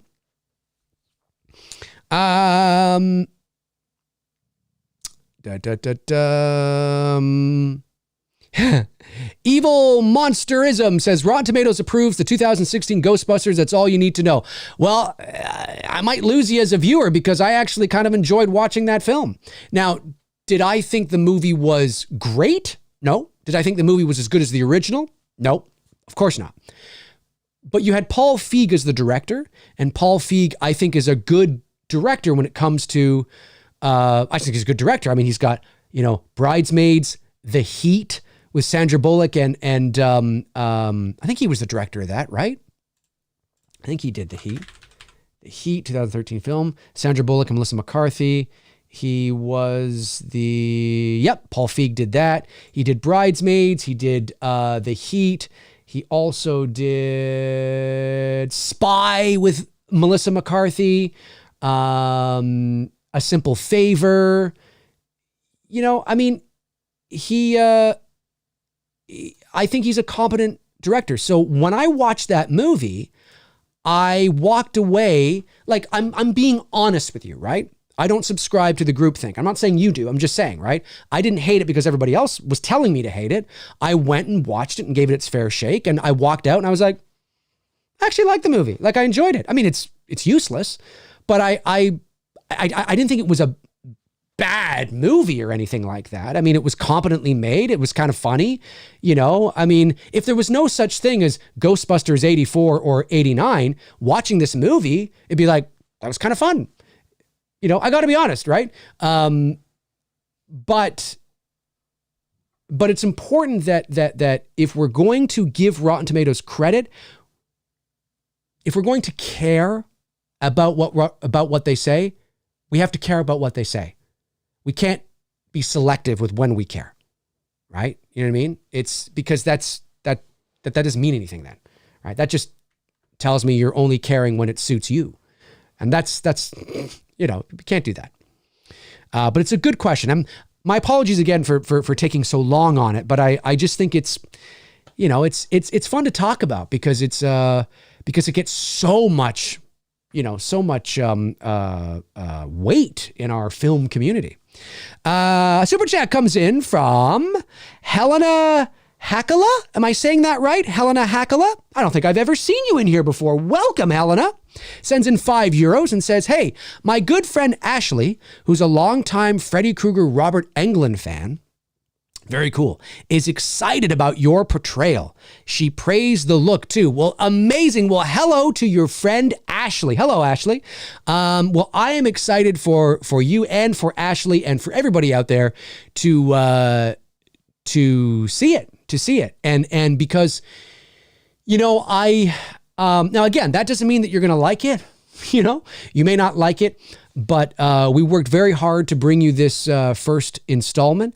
Again, it's a short film, so it's probably going to be about 20, 25 minutes long, maybe a bit longer. I'm not sure. But like It's Me, Billy, if it is successful and people really like it and they want to see more, then hopefully you'll all come back out to support the next part. I mean, listen, we would love to be able to, you know, raise funds all at once, but sometimes, you know, when you're an indie filmmaker, and you've heard me say this 1,000 times, it's hard to do that, especially when you're relying on crowdfunding and all that kind of stuff. If somebody wanted to write me like an $80,000 check right now, great. Then I don't have to worry about the campaign. I don't have to worry about talking about it every day. I can just go off and make the movie. But unfortunately, that's not how these things work. So, but yeah, no, I'm excited. I'm excited for you guys to see it. I know that the edit is happening right now. It's in post-production. I don't know when the first trailer is going to drop. Soon, I would imagine. Maybe in the next couple of months, I imagine there'll at least be a teaser, which is exciting. And I'm excited for you guys to see it, you know? So very cool. So thank you, Helena. And, thank you, Ashley. I'm glad you are excited. Jordan Christie sends in $9.99. Thank you, Jordan. And says, just curious from a writing perspective on It's Me, Billy, were you and Bruce on opposite sides of the fence on any ideas and had to meet in the middle, or mostly aligned on all ideas while writing? Great question, Jordan. Well, I've mentioned this before, and it's Bruce and I. The great thing about Bruce and I is we've been best friends for over 30 years. And so, but does that mean we agree on everything? No, it doesn't. We are our own individuals. We are our own artists. We have different tastes and, you know, things like that. But because we've been friends for so long, and because we used to make home movies together back in the, you know, early to mid 90s, you know, we're very familiar with, you know, how movies are made. We went to film school together, not together in the same school, but I mean, you know, at the same time. It is that common bond that brings us together. So even when there are things that we don't agree with, like we'll have a different creative choice on how to go about something, you know, we're never fighting, we're never arguing. You know, we'll just go back and forth kind of trying to sell each other's cases. And at the end of the day, there's probably been a couple of compromises. Like, well, if I am so set on something because I think something is so good and it's going to work, and Bruce is not so sure. And then there's something else that Bruce is so set on because he thinks it's going to be absolutely amazing and it's going to work. And I'm not so sure. In those instances, we'll try to meet in the middle and we'll try to find some sort of common ground that makes sense. And I definitely know that there was one or two things like that in It's Me, Billy Chapter 1. And I'm trying to think of what they were. There was a couple of them, and I've talked about them before in the past, but I can't quite think of it off the top of my head here. But yes, those things do happen, but there's never been an instance where, you know, we've yelled at each other or screamed at each other or had some sort of falling out or argument or fight or whatever. Never, you know, and I think it's because there is that mutual love. And listen, I'm 43. He's about to be 43. We've known each other since we were 12. You know, it's a lot of love there, a lot of love, a lot of respect, a lot of listening, you know, and we rely heavily on each other's strengths as well, right? So, you know, you take the horror subgenre or the horror genre, right? I know more about the horror genre as a whole than Bruce does.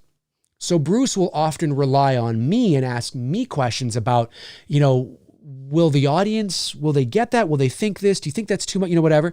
And then I will give sort of my, you know, professional opinion on that. And then there are things that Bruce knows much more than I do, right? I mean, he's boots on the ground in the film industry here in Canada. And there's a lot of things that I've learned from him when it comes to gear and equipment and lenses and all that kind of stuff.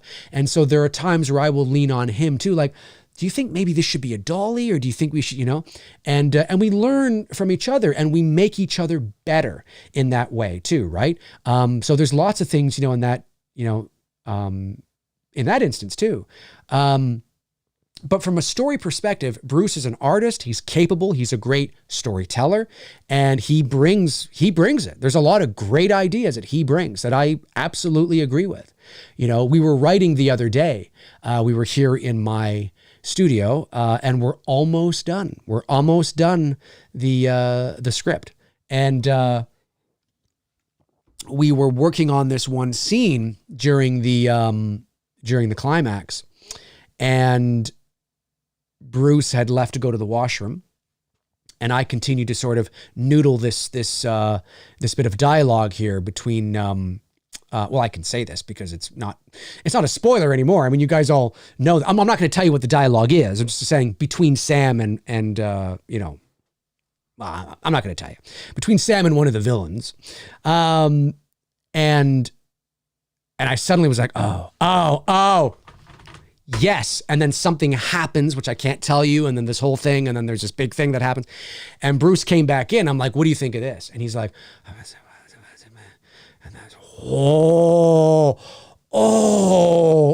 yeah. Do you know what I mean? Like, we get excited about each other's ideas, right? But if Bruce wasn't crazy on it, he'd be like, I don't know. That's the great thing about our friendship, is that we're not afraid to get excited about our ideas and each other's ideas, but we're also not afraid to say, I don't know, not working for me. Right. And that is something actually that I hold very dear and very precious, because you can agree to anybody. You can be a yes man to anybody. But when you have a friendship that's over 30 years old and there's a genuine mutual love and respect there, I mean, he's my brother from another mother, you know, like I mean, there's just nobody like him. You're also not afraid to challenge. Right. And there's no like, I don't feel disrespected or whatever, or upset, because we do it in a way, it's so seamless, right? So if there's something I've written that he's not crazy on, or an idea that he's not crazy on, he's not afraid to go, I don't know. Let me think. I see what you're saying, but what about, you know what I mean?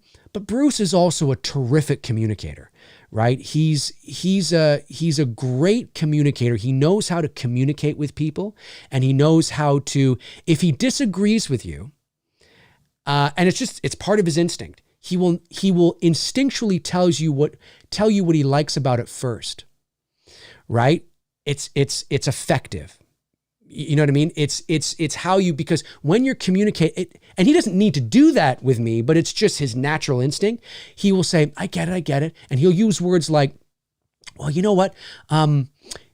Instead of doing that, I suggest maybe, or how about this? I suggest that we, like certain words that he uses, suggest, right? Rather than saying, I think you should do this. He'll say, maybe I recommend that we do this, right? That's part of his training. You know what I mean? And now he doesn't need to do that with me, but I can see how doing that in the corporate film business world, how that would be very effective. And he's just great. You know what I mean? Anyways, I digress. What else is new? But yeah, no, we don't always agree, but because of the love and the history and the friendship, we're very effective on communicating that to each other. There's never any animosity or anything, or, you know, I take it personally or something. Not at all. Not at all. And I think it's what makes us a good team. You know, I think it's what makes us a good team making movies together. You know what I mean? That's what I think. Well, almost 2 hours. Holy shit. Oh, a couple of super chats came in. Oh no, one more came in. Vince Taralo sends in $4.99, says, Happy New Year, Dave. Happy New Year to you too, my man. Looking forward to new beginnings in the new year. Great slate of films upcoming. Yeah, there's some exciting ones. Any plans to see Babylon? 8 out of 10 for yourself. Not at the theater. I will catch it when it comes to streaming. I'm curious about it, you know, for sure. But I know that it didn't do very well at the box office. It got hammered, unfortunately. So, but yeah, I will definitely watch it, but it's more of a streaming movie for me. The Slaughtered Lamb. Hey, Darren, nice to see you here. Says, so it never got so bad that you actually tried to bury Bruce whilst he was still alive. Well, there was one moment where he was asleep, and I dug a hole in my backyard, and I picked him up, and I dragged him over to the hole, and I put him in there. And when he woke up, he was looking up at the stars. And no, it's never got that bad. Thankfully, it's never got that bad, you know, and because, you know, it can be a tricky thing. And because I know when we did Billy, obviously we were working with people that were far more experienced working on a film set than we were. And I know that Greg, our DP, has said, listen, I've worked on sets over the years where there's been 2 directors. And normally when you have a set where there's 2 directors, that isn't always a good thing. And, you know, sometimes the crew, when they find out there's 2 directors, it's like, oh, you know, because in a lot of cases, and he's had this experience, as I know a lot of people have, you have a lot of butting of the heads while on set, you know, because the directors are not, you know, really all the grievances and the uncertainty should have been solved way before you ever get to set. But there's been many stories that I've heard, you know, where directors will fight when they're on set, or they'll be, you know, and the crew is kind of sitting there, but not all the time. But I'm just saying, when you have 2 directors, it can be tricky depending on who they are, depending on how well they know each other, depending on their personalities. But I think what makes Bruce and I a great duo is because we grew up together. We're best friends. I didn't just meet him last week at the coffee shop and we decided to, you know, direct a movie. We have a very similar sense of humor, personalities. It's all love, you know. And I'm not saying that, you know, there's not going to be things that we don't agree with. Of course there are, but there's never any animosity, and it's just it makes it very smooth, you know, which is great. And you need that. I mean, if you're going to have 2 directors, like I can't even imagine working with somebody else that I didn't know. You know, I know Bruce. I've known him since he was 12, you know, so it's great. Riley O'Brien sends in $1.99, says, give us Busta Rhymes Trick or Treat, motherfucker, man. You meant Trick or Treat, motherfucker. There you go. I think I have it on here too. Don't I have it on here? Yeah, there it is. Trick or treat, motherfucker. And it's not even like that. I totally over exaggerate it. I over exaggerate. It's not like that at all. You know, it's more trick or treat, motherfucker. It's more like that. But, you know, I tend to take things to the extreme. Evil Alex says, don't know how Indiegogo works, but could you do another campaign if the first doesn't bring in all the money first time? Keep the money and do another campaign months later. Yes.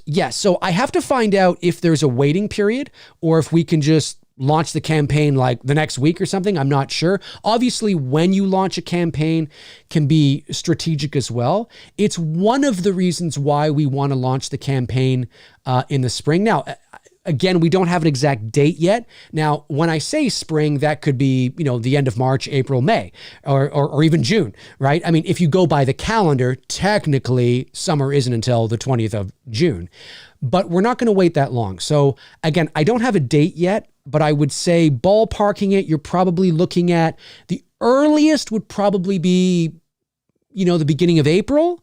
And then the latest would be like the beginning of May or something. So it's probably going to be in and around there. And the reason we want to do that is because, to your point, or one of the reasons we want to do that is because we don't know how well the campaign's going to do, right? And we don't know what our budget is yet. So let's say our budget's, you know, $80,000.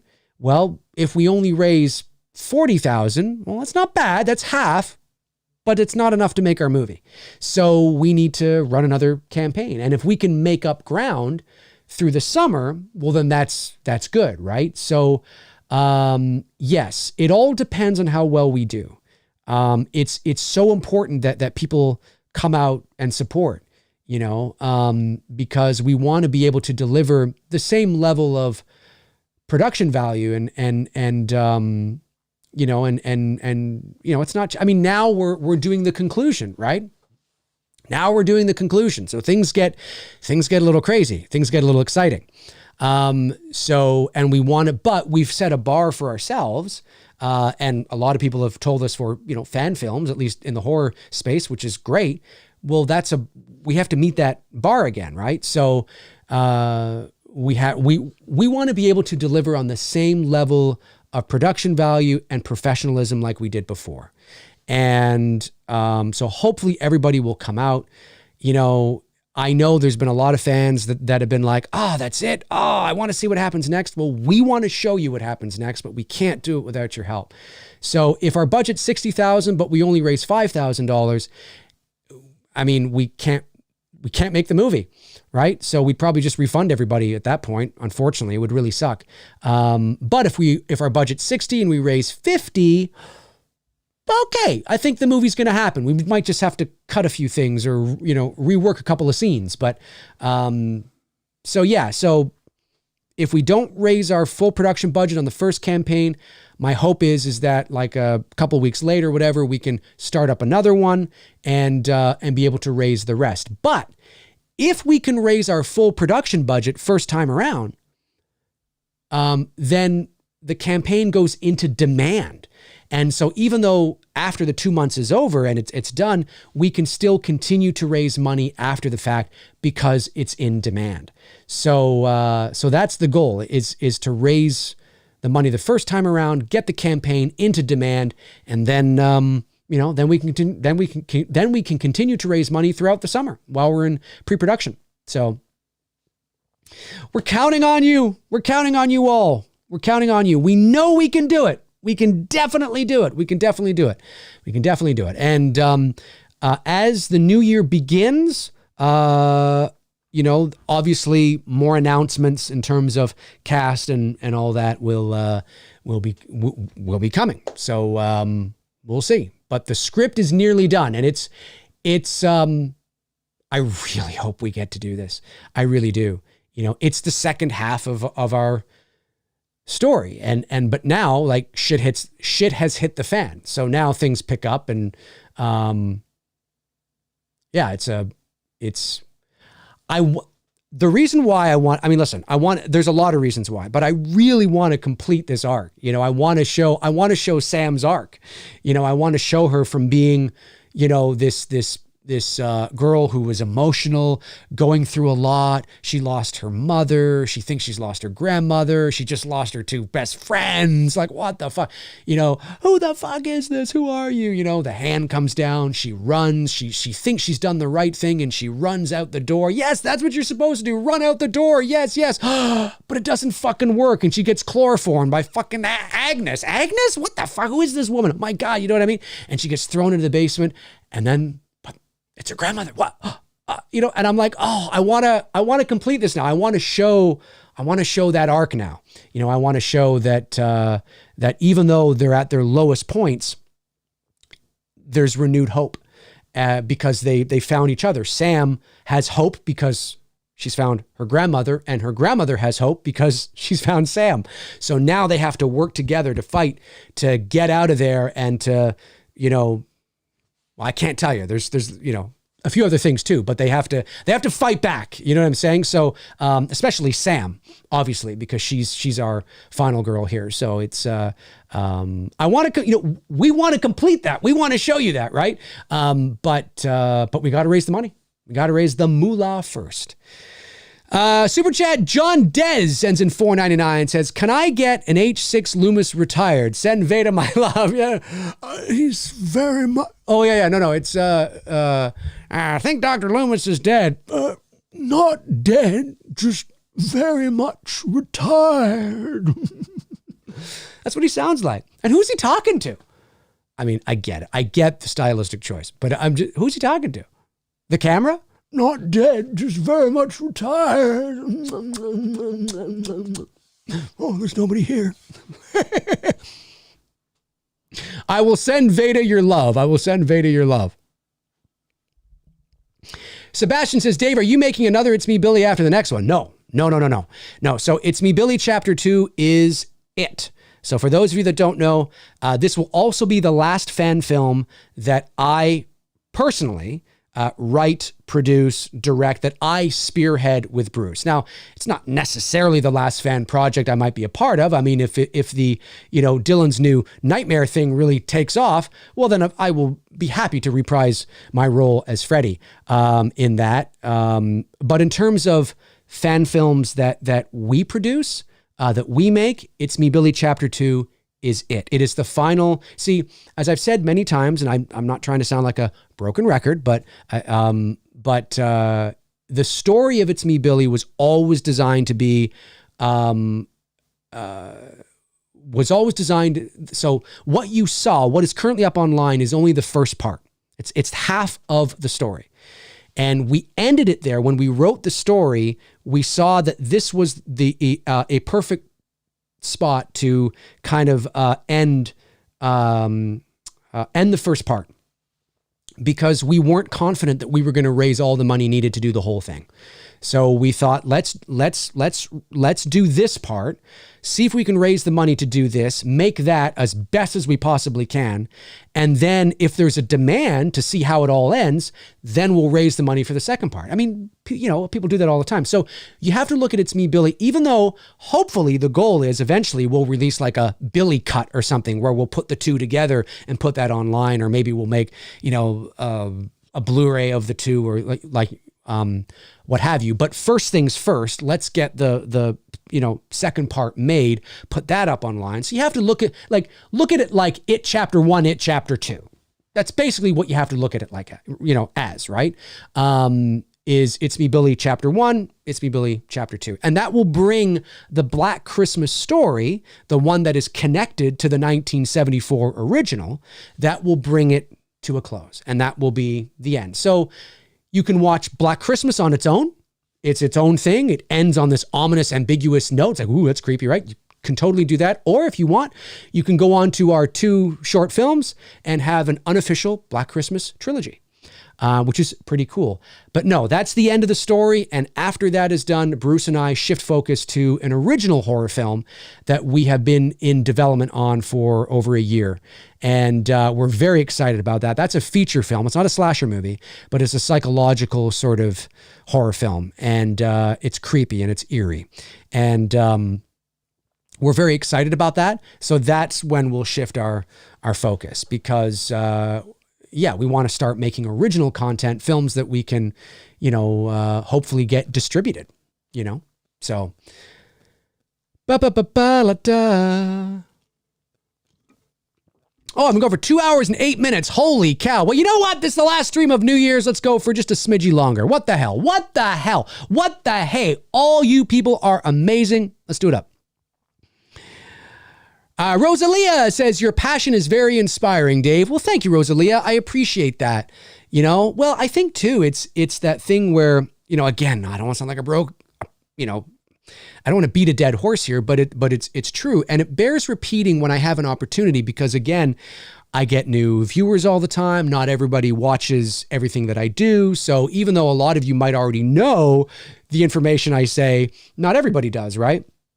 But, the reason why, it should be self-explanatory, but the reason why I go all in with talking about Billy and chapter 2 and all that kind of stuff is because if I don't do it, nobody will.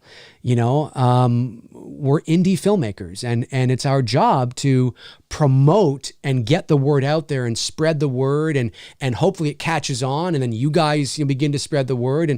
But if I don't talk about it, nobody will. And so it's very important that when you're not backed by a studio and you don't have a marketing department and a promotional department doing that for you, you got to do it yourself. We are the studio. We are the distributor. We are the production company. You know what I mean? So yeah, and I am passionate about it. I'm very excited to complete the story and show you guys how it all comes to an end. I think it's like situations where this has happened before.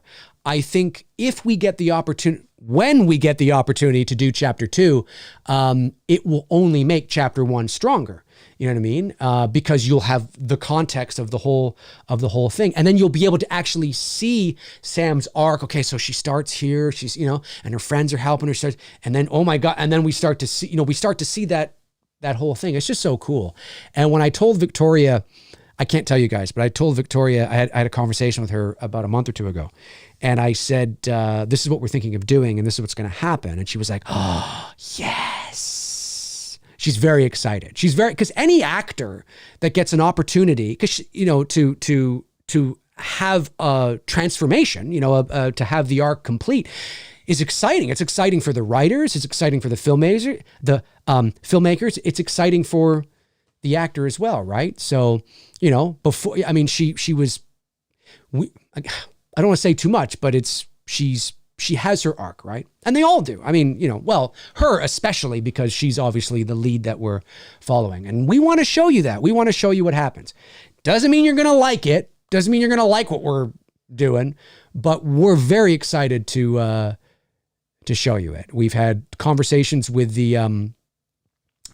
John, who owns the Billy house, the property, and he's excited. He's like, yeah. He said that out of all, this is very nice. And a lot of movies shoot there, a lot of horror movies, a lot of Hallmark films shoot at the Billy house, we'll call it, or as we like to call it, the Wow house. Like, wow, holy shit. He said in an email to me, he said that out of all the movies that have ever shot at his house, he said our film was the most beautiful.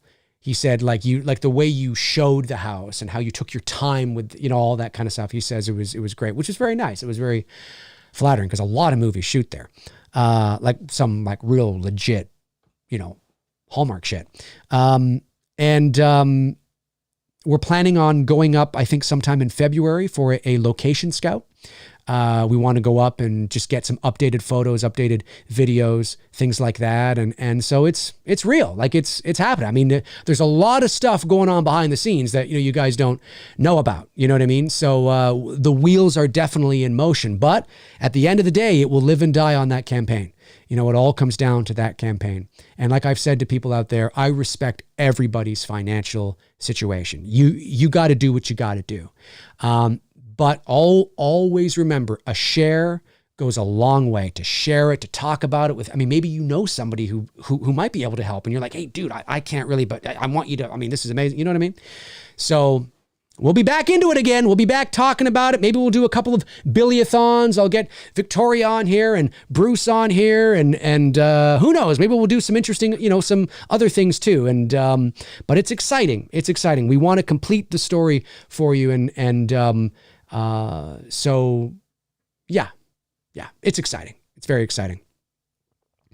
Chad Powers sends in $5 and says, is it possible for It's Me, Billy to be selected for preservation in the National Film Registry of the Library of Congress? I'd like that. No, Chad. No, it's not. But that is really funny. That's really funny. Whopper sends in $2 and says, do you use a similar Merkins mask for Freddy makeup?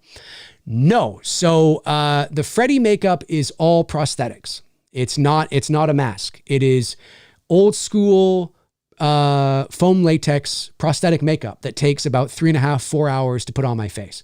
So it's not a mask. It's not a silicone mask. It's not a latex mask. It's actual prosthetic makeup that is in about 7 or 8 pieces. So it's old school Robert Englund style. I was in the makeup chair for 4 hours, 3 days that week.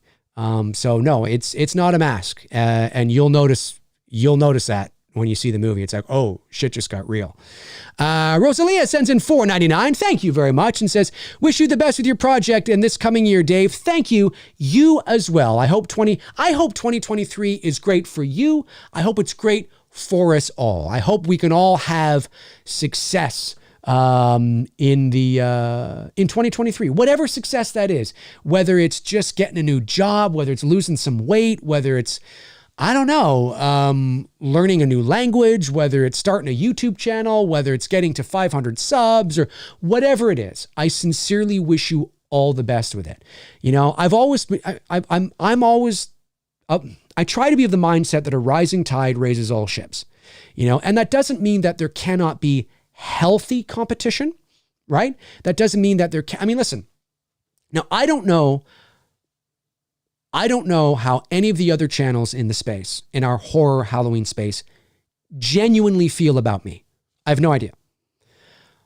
From what I can gather from certain people like Cody Leach, Barry from Wolfman's Got Nards, Lee McCoy, they seem to like me a lot. They seem to find me, friendly. I like them. But is there healthy competition? Like, oh shit, Halloween news. Oh, I got to get out there. You know what I mean? And damn it, Wolfman's Got Nards got the, well, of course, there's always healthy competition. That's fun. That's fun stuff, right? But a rising tide raises all ships. And I've always been of the mindset that the more positive we can be about channels and supporting each other, that doesn't mean we're going to agree, but we don't have to be dicks. We can agree in fun ways. We can agree in humorous and fun ways, and so whether you like me or not, whether you think I'm an asshole or not, whether you think I'm whatever you think, because there's people that don't like me, but there's people that don't like everybody. If you start a YouTube channel, I think I just spat there. I'm trying to have some water. As you've heard me say, right? Not everybody's going to like you, right? But whether you like me or not, whether you agree with me or not, I sincerely wish you all the best in 2023. I do. Life's hard, and we all could use a break. Sincerely, right? We all could use some sort of break where we go, okay, I needed that. Me too. I'm human, right? You know what I mean? So I wish us all the best for 2023. Sincerely. Cody Snyder says, sends in $2. Thanks, Cody. And says, ready for those Billy-a-thons. Yes, the Billy-a-thons. Yeah, we got to figure out a way to do that again. But they were a lot of fun. They were a lot of fun to do. And that first Billy-a-thon, we raised 3,000 Canadian dollars. We actually did. It was incredible. The second Billy-a-thon was a bit less. I think it was, but it was still something like $1,100 or something, or $900. It was still a lot of money. And we put that right into the campaign. And that was great. That was great to be able to do that. So I could see us doing something like that again, but I know everybody's excited. Like I spoke to Caro, who played Agnes. She's thrilled. She can't wait to come back. Brian Charles Peter, who played the body of Billy, he's excited to come back. Victoria's just stoked. She's like, because she knows a little bit about what's going on. She's stoked. She can't wait to come back. And then, of course, there will be a few new cast members. So it's just exciting. It's exciting. It's all positive. It's all good stuff. It's all good stuff. But you guys, and I mean this, you guys are the heart. I mean, we might be I'd say maybe, I don't know if this is the right analogy, but maybe Bruce and I are the heart of the, but you guys are the blood. Without the blood, right? Without the donations, without the belief in us to complete the story, it's not there. It's just not there. It's all of you that make it a reality. Like, it sounds like such a kumbaya fucking thing to say, but it's actually factually true. It's factually true. Right? Who made It's Me, Billy Chapter 1 possible? You. You guys did. You donated. I mean, yes, we then our job comes in and we go into pre-production and make the movie. And of course that has to be acknowledged too. But you guys gave us the opportunity. You said, here, you gave us the mandate. It's crazy. It's fucking crazy to think, but it's true. Chad Powers follows up with $2 and says, how did you create a Family Guy cartoon of yourself? That was from about 7 or 8 years ago. It was like online. It was online. They were doing I think Family Guy for, I don't know, maybe it's 200th episode or something. It was some sort of emoji, some sort of Facebook thing that they were doing, or like make yourself into a Family Guy cartoon. And I think it was from like 2016 or 2017. And so I did. So that's what I did. That's where that comes from. Cody says, we blood. Yeah, you guys are. You fucking are. Like, I know it sounds like I'm kissing your ass, but it's true. It's true. Like, it's actually factually true. You know what I mean? So it was so amazing. It was so amazing. Let me see here. I got that super chat. Got that one. I think I've got all of them, right? I think I have. Darren says, I'm not sure if I like Dave. Well, I feel the same way, Darren. I quite haven't made up my mind whether I like the Slaughtered Lamb Movie Podcast. I mean, I know that I don't know, I don't know. I really gotta stop lying. I really gotta stop lying to myself. Bunch of fucking bastards over there. But it's true, right? When you get on, when you're as outspoken as I am about Halloween, and you get on here and you start a YouTube channel and you put yourself out there, there's gonna be lots of people that don't like you. I don't know if it's lots of people that don't like me or if it's the same 5 people that are just very loud. But yeah, it's just the reality, right? You cannot start a YouTube channel and put yourself out there expecting everybody to love you. Not everybody will, it's just the reality, but it is what it is. It is what it is, It is what it is, ladies and gentlemen.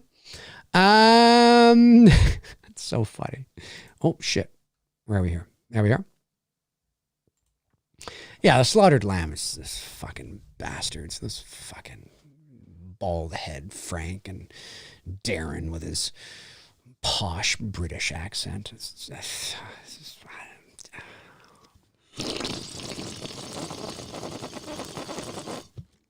Jesus, I don't fucking know. Fauci Cinema says, I guess Dave is all right. He came on my Rinky Dink channel. Dude, you're amazing. And I know, dude, I got to come back on your channel. I know that 100%. I want to come back on. I get a lot of requests. I can't fulfill them all, obviously, especially now that things are just really, really busy, but totally going to come back on again. Totally, 100%. Dude, you're rocking it. You're doing your thing. You're true to yourself. It is what it is, man. And it's all relative, right? I mean, I'm knocking on 30,000 subs, but I'm rinky dink compared to somebody that's got, 500,000 subs. It's all relative. It's all relative. That's right. That's right, Darren. Posh. That's right. Posh. Posh. Chester Franklin Jr. says, Dave, if you want to see Alan Howarth back to score of a direct sequel of Halloween 4, if Malek Akkad does it in the upcoming years, I love his scores. Sure, yeah, why not? Why not? If they said that Alan Howarth was coming back to do the score for a new Halloween movie, I'd be like, great. I'd be okay with that. Yeah, for sure. Oh, posh. I love it. Let's see here. Evil Alex says, roast and stream Dave, Darren, and Frank just insulting and screaming at each other for charity. That's right. That's right. Those bastards over the slaughtered lamb. We should start, guys, Darren, Frank, we should start like a fake online hatred. You know what I mean? Like just a fake, just like our social media post, you fucking piece of shit at the slaughtered lamb. No, that's probably actually not a good idea. That's not a good idea. We're not big enough to do that.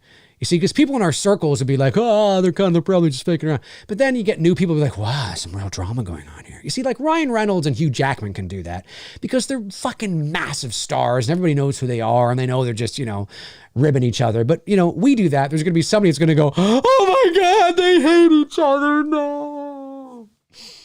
No. Oh, man. Andrew says, what will be your last meal of 2022, Dave? Oh, I don't know. What am I having tomorrow night for dinner? I have no idea. I don't know. It's a good question. I don't know what my last meal will be. I'm not entirely sure. It's a good question. Alex Shambach says, you've always provided laughs when necessary, Dave. My New Year's resolution is to practice gratitude more often and be a better communicator. Happy New Year's. Thanks, man. I appreciate that. Yeah, I just got to be me, right? Everybody's got to be them. Everybody's got to be them. I do, and I've said it many times on the channel. I do understand. I do. I can be loud. I can be, maybe with how I phrase certain things, it might give somebody it might come across as pretentious or whatever. I don't mean it to be, right? If I'm confident in something, I will speak confidently about it, but I certainly don't mean to come across in those ways. But I just like talking movies. I just like sharing my passions, talking movies, telling how I feel about something. And if people agree with it, great. If they love it, great. If not, well, that's okay. There's plenty of other channels that may resonate with them better, right? So there's room for everyone, as the saying goes. There's room for everyone. And Happy New Year to you. I hope you achieve your New Year's resolutions, whatever they are.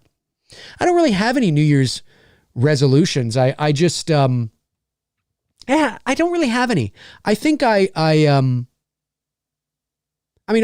I can look at, obviously It's Me, Billy, chapter 2 is a big thing. I want to complete that story.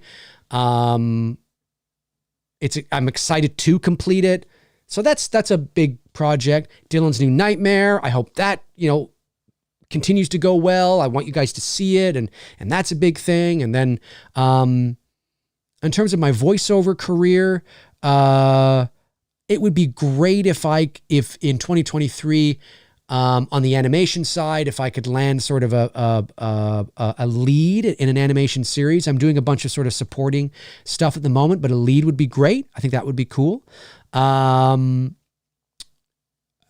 don't really have any resolution. Like I don't have any desires on the commercial side. I mean, I've been doing this so long. I've done it.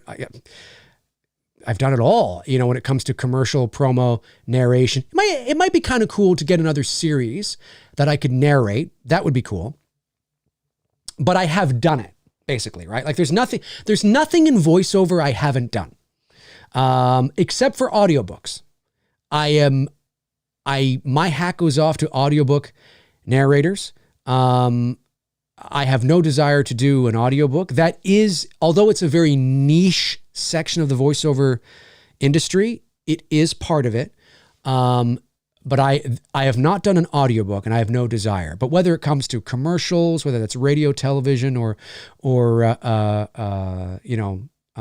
online, whether it's narration, whether it's IVR prompts, right? That's hello, you've reached, blah blah blah blah. Welcome to AT&T, right? IVR prompts, interactive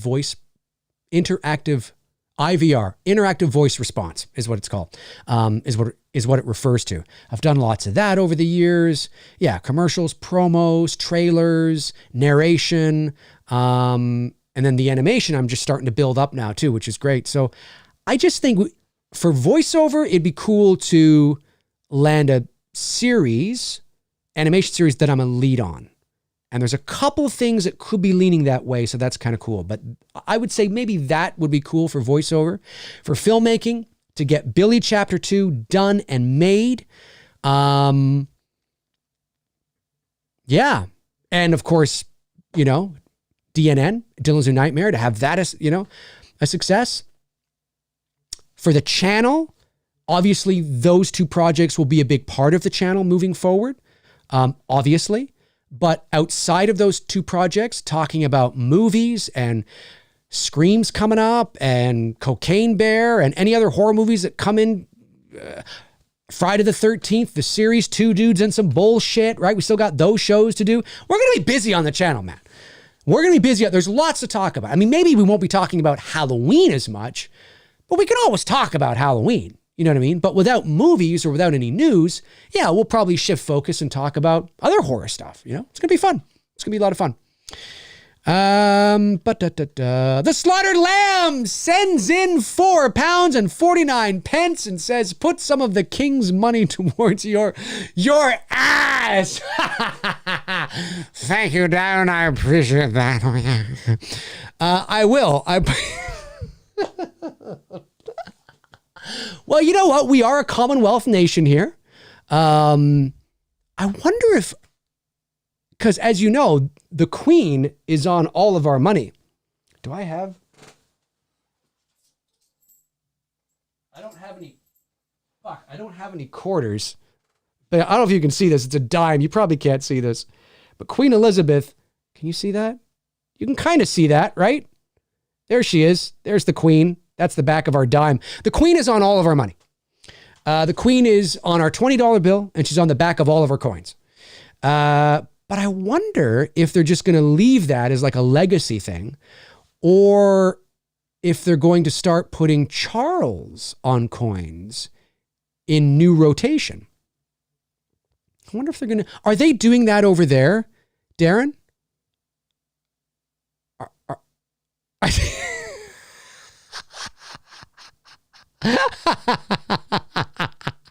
Darren, you are so fucking witty when you're...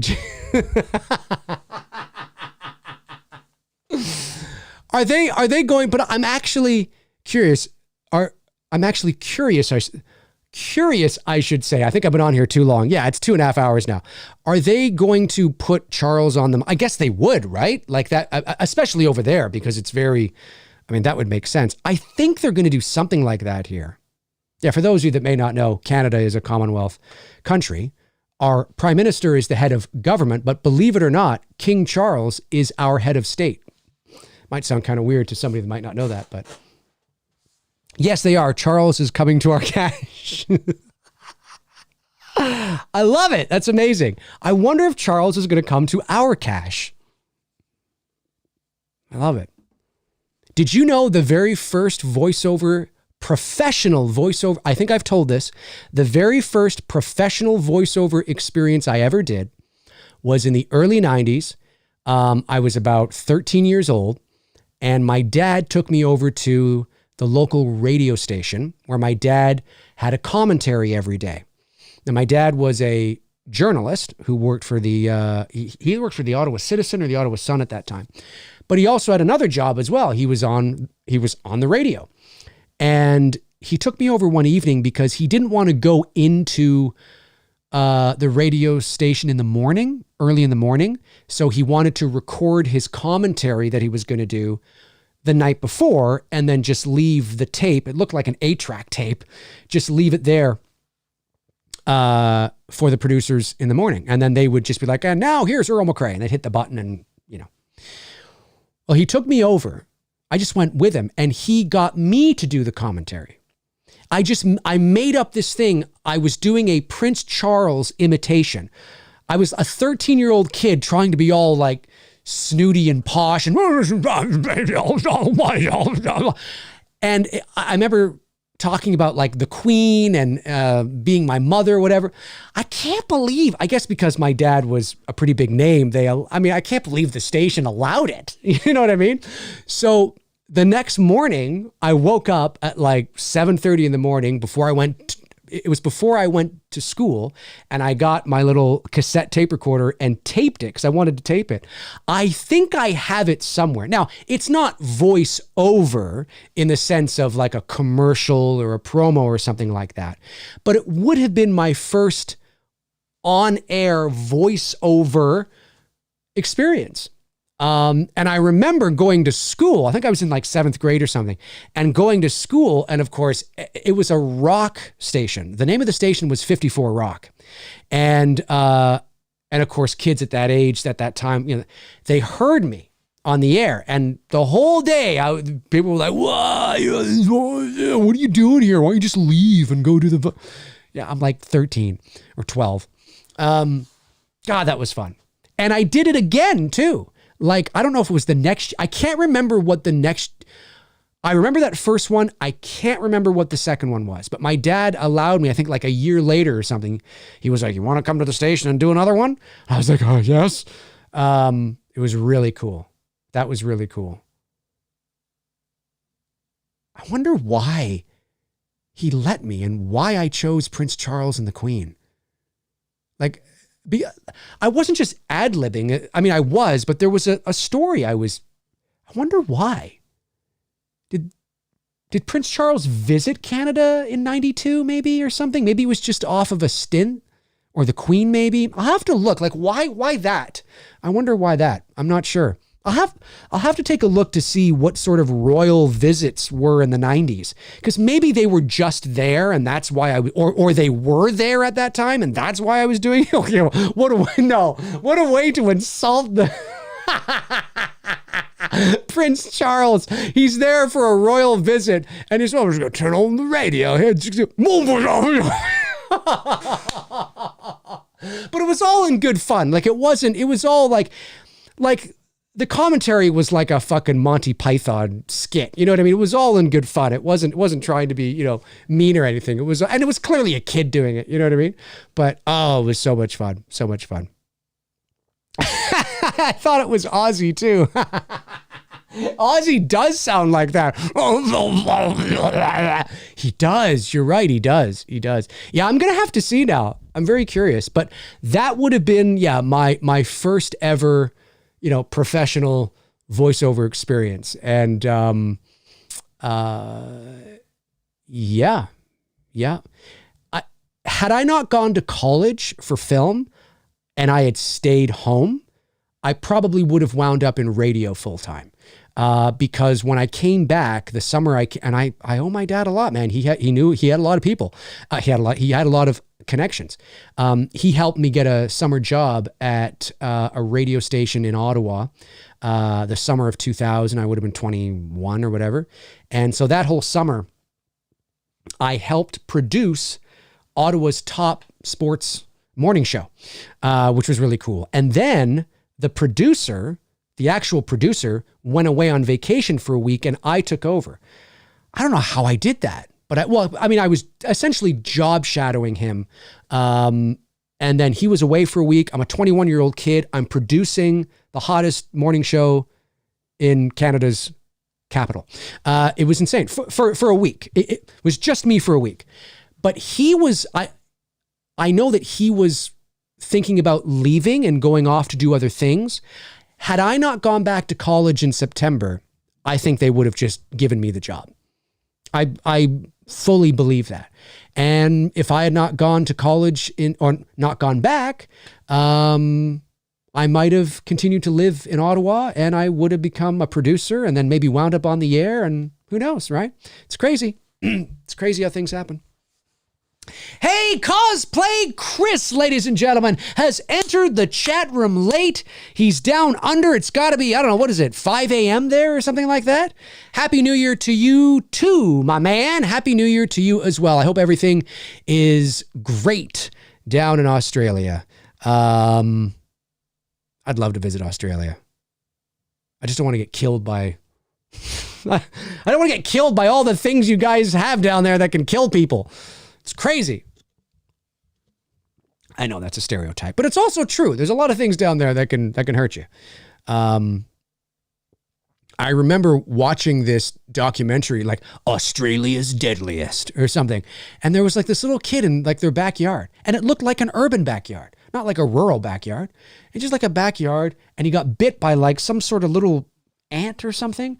And it was like, oh my God, we only have 3 minutes to live. And I'm like, I'd be petrified to sit in that backyard. I'm like, you always expect, you're going to see the venomous thing coming. But it was something like really tiny. And I was like, oh my God, how do you guys do it? It's such a stereotype, but I know that. All right, we'll go another 5 minutes. We'll go 5 minutes. Take this thing to maybe, 2.5 hours, or maybe we'll go a little bit. Maybe we'll take it to 3 hours, maybe. Fuck it. Let's go 3 hours. Let's go 3 hours. Let's take, it's the last stream of 2022. It's the last stream of 2022. Let's take this baby to 3 hours. That's 20 minutes from now. Let's do it, ladies and gentlemen. 3 hours. We're going to do it. We're going to do it. The last stream of 2023. Let's do it. Lou sends in $4.99, says, Happy early New Year's to you, Dave, and may I get a funny impression of any of the Halloween characters. Thanks, Dave, and be safe out there. Well, I think the go-to is Drunk Loomis. 6 bodies, Sheriff, and a filling station in... No, what does he say? 6 bodies, Sheriff. That's what I've seen between here and Ridgemont. A filling station in flames. I'm telling you, Michael Myers is here to kill that little girl and anybody who gets it as well. 6 bodies and 6 bodies. My headphones, I'm vibrating so much, my headphones are falling off. 6 damn bodies, fucking body. There you go, Lou. Oh my goodness. Cosplay Chris says, catching up on favorite Hackman movie, The Birdcage. We were just talking about Gene Hackman earlier. Maybe your ears were ringing. My favorite Gene Hackman movie is Narrow Margin from 1990. Love that movie. Fantastic film. Fantastic film. This boy, 6 bodies, Sheriff. That's what I've seen between here and Richmond and filling. I got it. You know what? I have to... and then, of course, there's always the great, excuse me, Laurie. I'm always, they're not impressions of they're cartoon caricatures. That's what I always go to. Excuse me, Laurie. And Annie, too, she's like, poor Laurie, scared another one away. It's tragic. You never go out. You're such a fucking loser. I mean, that's basically what Annie has said there. Annie has just turned to her friend and said, poor Lori, scared another one away. It's tragic. You never go out. Why don't you just fucking say, oh, nobody's there. You're a fucking loser, Lori. You're just a fucking loser. That's what you are. Poor Laurie, scared another one away. It's tragic. You never go out. Annie, calm down. These things she saw, so you don't be mean about it. Well, here I am. Here's my home. Bye. See you tonight. God, Annie. Jeez. But Brackett is so slimy. Excuse me, Laurie. You know, it's Halloween. I guess everyone's entitled to one good scare. You're looking hot, Laurie. You're looking hot, Laurie.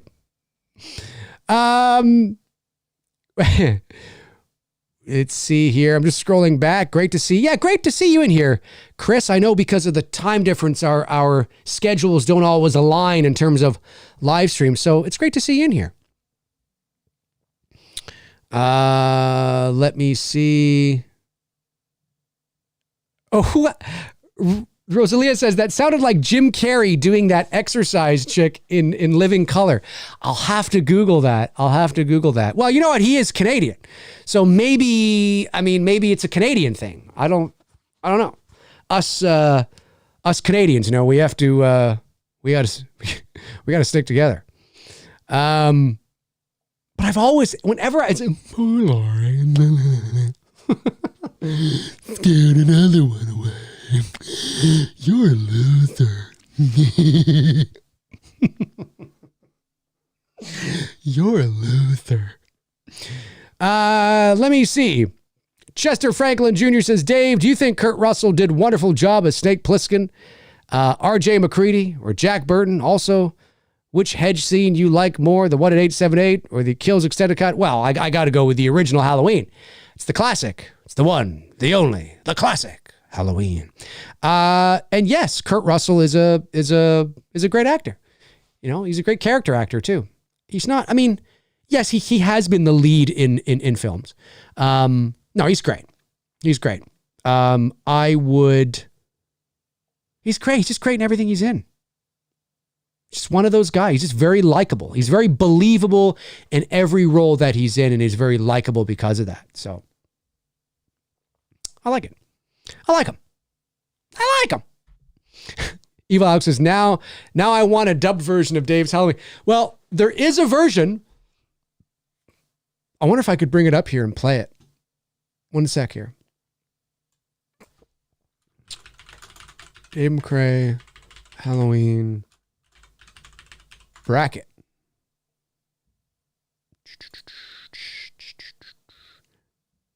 It's up on YouTube, right? Bracket and Laurie and bracket Laurie. What the fuck is it? I think it would just pop up. Maybe I'm not saying, what was the, you think it would just pop up? That's weird. Oh, I wonder what I titled it. You know, it's that clip that I had when Bracket bumps into Laurie. I've left her voice the same, but I've dubbed my own voice over Bracket. And it was really funny. Oh, there's also the Drunk Loomis. Have you guys seen that? You guys have seen this. You just probably forgot about it. I should repost this. Drunk Loomis. Well, there's there's that, but there's car, Drunk Loomis car. Here it is. Road Rage. Dr. Loomis Road Rage. This is so funny. I saw this clip online on a compilation Road Rage thing. And I thought he looked like Loomis. So I added my own audio. So yes, Loomis is me and the guy in the car is supposed to be me too. Let me go to the other screen here.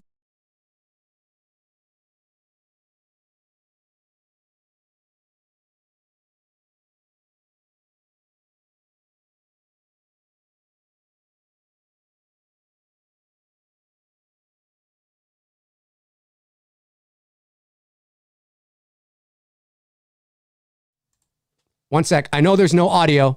One second. Blah,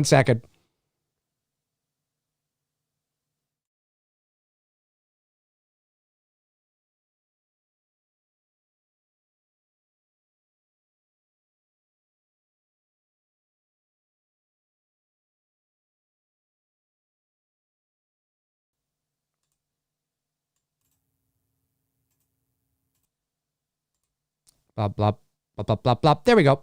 You guys can hear me, right? Now you can hear me. This is fucking funny. I know I'm being a little self-indulgent here, but I do think this is funny. So here you go. This fucking looks like Loomis, man.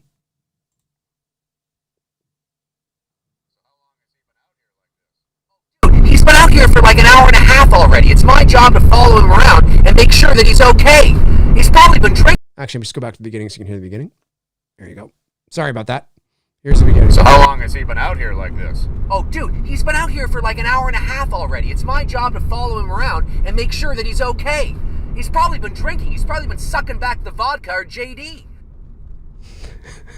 Oh, here we go. Here we go. He's just noticed us. Hang on a sec. Hang on. Here we go. What?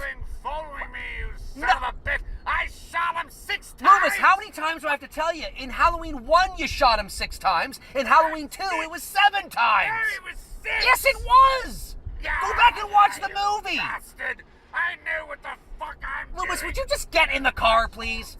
No. Hey! It was Loomis! It was 6 times! Get in my car, you son of a bitch! Oh, for fuck's sakes! Call the cops. Would you call the cops, please? This guy doesn't know what the fuck he's doing. He reeks of JD.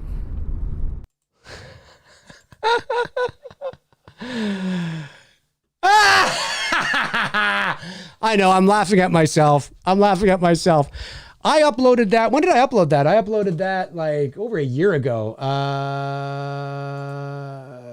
20th of February 2021. So yeah, almost 2 years ago I uploaded that. But I was watching these road rage compilations and I saw this one. I'm like, holy fuck, that guy kind of looks like Dr. Loomis. Still looks like Donald Pleasance. And of course the wheels began turning and I'm like, I know what I'm going to do.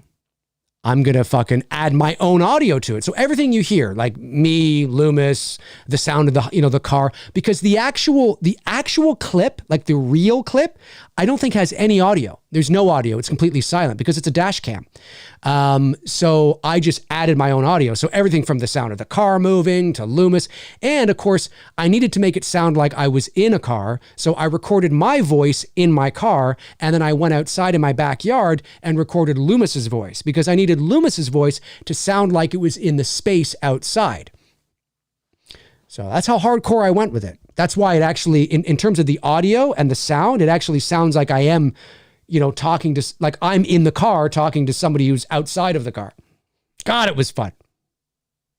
Fun. A lot of fun. I have, there's a couple of fun. I wish I could find, oh wait, is that, did Darren find the, thank you, Darren. Thank you. Okay, let me just grab this. We'll watch this together. Wait, what the fuck happened here? Hang on a sec. Okay. 1 second. We're going to watch this together. How'd you find it so fast? Ooh. What's it called? Halloween creepy bracket satire. I wonder why it never came up. I put in Halloween bracket. Dave McRae. It should have come up. Anyway. Okay. Let's go watch this together. So fucking funny. All right, here we go. Here we go.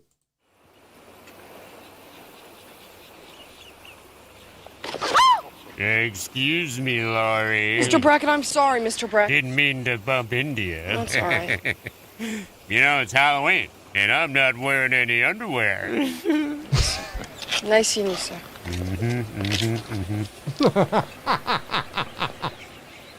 Annie, how old is Laurie? The best is, Annie, how old is Laurie? He wanted to know. He let her know that, he's not wearing any underwear. And he was like, I think I want to know. That is how I have always seen, oh shit. Where'd it go here? Hang on. There we go. That is how I've always seen that. I can't get, he kind of looks a little pervy. Yeah, Whopper's like pervert. Well, he's kind of, the way he looks at her, he's kind of like, I should do more of that kind of stuff. That would be, not the whole movie, because that would be really hard to do, but take like scenes and little clips and stuff. That would be an interesting series. It just takes a bit of time to do it. But that would be an interesting series. Just take some clips from and do it from the Halloween movies, because that's what's going to draw the eyeballs. That's what's going to get people to watch it because it's Halloween. And just take some funny some scenes and add my own spin to it. But there's got to be a bit of irony there too. Like that scene only really works because even the regular scene, the way that Cyphers plays it's an inside joke amongst Halloween fans, right? That he kind of has a bit of a pervy smile, and so it works. So it's got to be something within the Halloween movies that we kind of tease each other about, you know, and it's kind of a funny thing, and then I kind of just do something to make it come to life. No, that might not be now. I was going to say something. I'm not going to say it because it's wildly inappropriate, especially for today. But you know what? That might be it. Yeah. See, Nathan's like, yes, Dave, do it. It might be like a fun little series. You know, maybe I do like 5 of them or 10 of them or something like that over the course of the year, you know, and just a funny little series. Because I did it with Return of the Jedi, which obviously I'm not a Star Wars channel, but I did it with Return of the Jedi as well. I can show you that one. That one comes up really fast. Now, this is like 5 years ago or something. Dave McRae, Luke might come up. Luke, Return of the Jedi. Yeah, there it is. So in this clip, obviously Luke doesn't speak, so I'm his thoughts, but I am the voice of the Emperor. And so I'll just let you watch it. It's just silly. It's just dumb. Okay, here you go. Now this is like 5 or 6 years ago. I can feel your anger. I have no protection. Take your weapon. Strip me down with all of your naked, and your journey towards the dark side will be complete. Did he say naked? What the hell has Dad gotten into?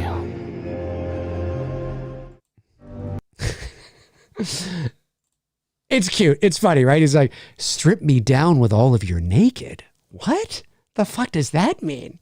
Yeah, that was like 5 or 6 years ago. So they're fun to do. I just have to set time aside and actually I'll probably make a bunch of them, like take an afternoon, make a bunch of them, and then, you know, release them.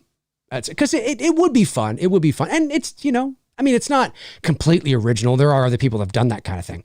But again, like it's funny in small spurts, I think. Like just little 30-second kind of spurts where it's just kind of like, what? You said what? That's, you know what I mean? It's fun stuff. All right, we got 5 more minutes left in the show. 5 more minutes left in the show. I saw when I started doing that, people were like, I'm tuning out.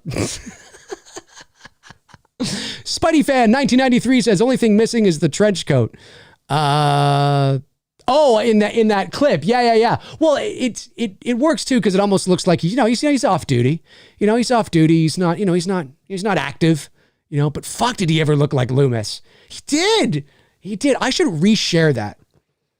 That's a good enough clip. Like, it's been almost 2 years. I think that's a good enough clip to reshare.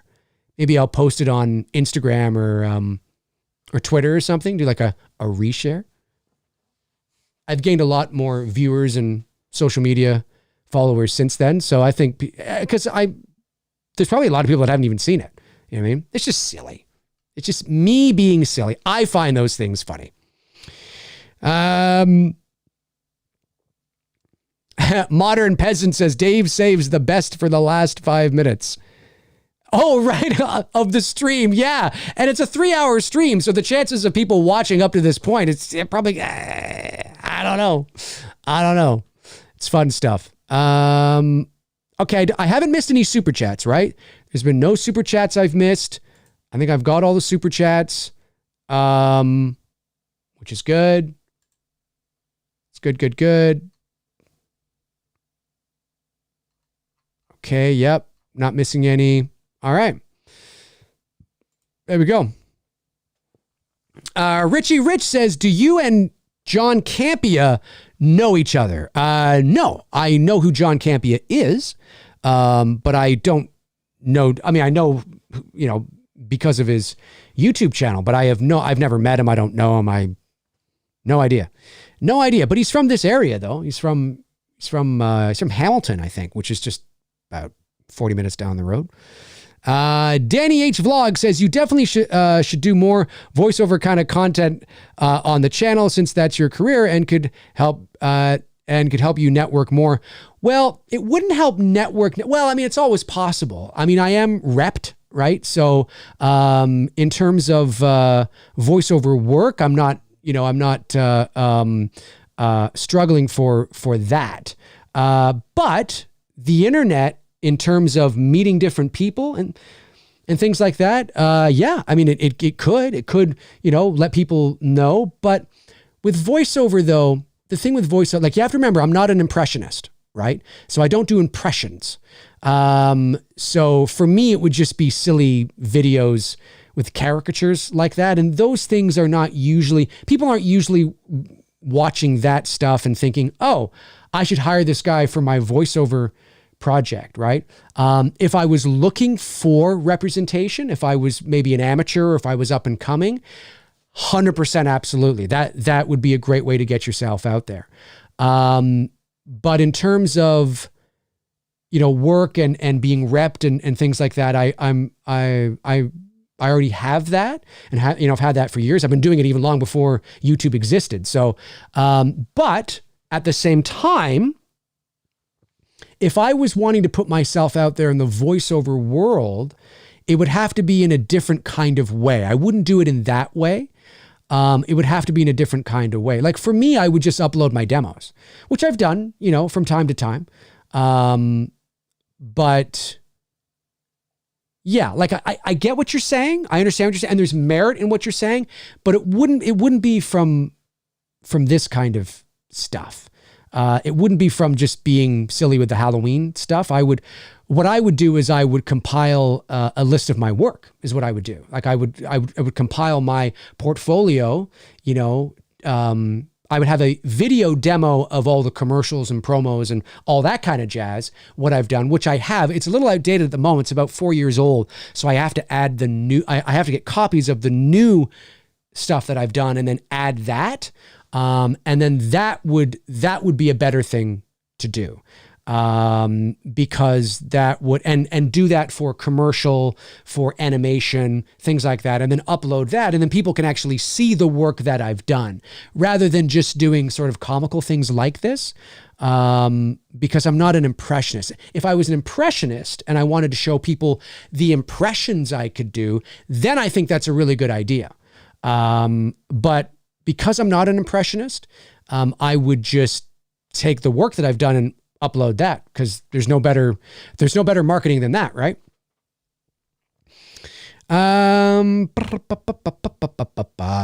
Let me see. Whopper says Dave is way smarter than John Campea. I don't know about that. I don't know. I watched John Campea. It depends, because sometimes he'll have a topic that I'm really interested in. He seems like a smart guy. He seems like a smart film savvy guy. His panel is smart. I do like the gentleman he has on frequently. I do quite like a lot. Robert Meyer Burnett, I think his name is. And I like, he seems like my kind of guy. Not that John isn't, but Robert's a very smart film guy, a very smart film business guy. Again, not that John isn't. I'm just saying there's something about Robert I quite like a lot. But I don't watch enough of the Campea show to get a real good idea of like the kind of people or person he is or they are. I'm sort of on the peripheral. Like it's when I'm scrolling, I might get like a recommendation because they're talking about Avatar or they're talking about Star Wars or something that I'm interested in. But yeah, I don't know. He seems like a smart guy. He's a Canadian. He's from this area, but I don't watch him on the regular, like every day or something like that. But I do know who he is, and he seems fairly smart. So, and a lot of experience working on that side, on the, punditry side, I guess. All right. Oh, we're over 3 hours. We're over 3 hours, folks. Listen, I'd love to keep going, but I am starving. I'm starving and I want to get some food. So listen, that's where we're going to wrap up this last stream of 2022. I want to thank my amazing moderators, Frank Riker, Tabitha Short, Darren Sands, Chris Baber, Cody Snyder, Andrew Stevens. Thank you for doing what you do. Thankfully, this channel is fairly easy to mod, despite the fact that depending on the topic, we might have several hundred people in here. Every now and then somebody comes in and is a dick, but you know what? I think all in all, it's pretty awesome. And everybody is just jamming together and we're all film fans. We're all movie fans, just having fun. But I appreciate what you guys do, sincerely. It doesn't go unappreciated. It doesn't go unnoticed. There will be times where I'll be on a stream and I will be talking about something and I will see one of you guys put somebody into a timeout or hide somebody. And I'm like, oh, they must have been, you know what I mean? I really appreciate that very much. And to all of you who have watched me over the years in 2022, thank you for watching. I really appreciate it. Like I said at the top of the show, if it wasn't for you, I wouldn't be doing this. I'd just be talking to myself. I'm excited for 2023. I'm excited to see where it goes, where the channel goes. I'm excited for Billy 2. I'm excited for Dylan's New Nightmare. I'm excited for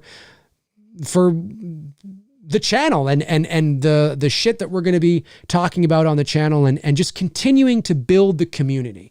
I'm excited about it. So thank you for tuning in. I appreciate it very, very much. And thank you to the super chats, obviously, that came in today. I appreciate that as well. And I'm trying to think if there's anything else I'm leaving out. I don't think so, but I appreciate you very much. I do. Thank you. Have a great rest of your Friday. Have a great New Year's Eve tomorrow. And have a great New Year's Day on Sunday. Of course, I'll be wishing everybody a Happy New Year's on social media. So if you're not following me on social media, all my links are in the description. Facebook, Instagram, Twitter. See, this is why I got to get out of here. I got to go eat. Twitter. Check them out until your heart's content. And when your heart is content, check them out again.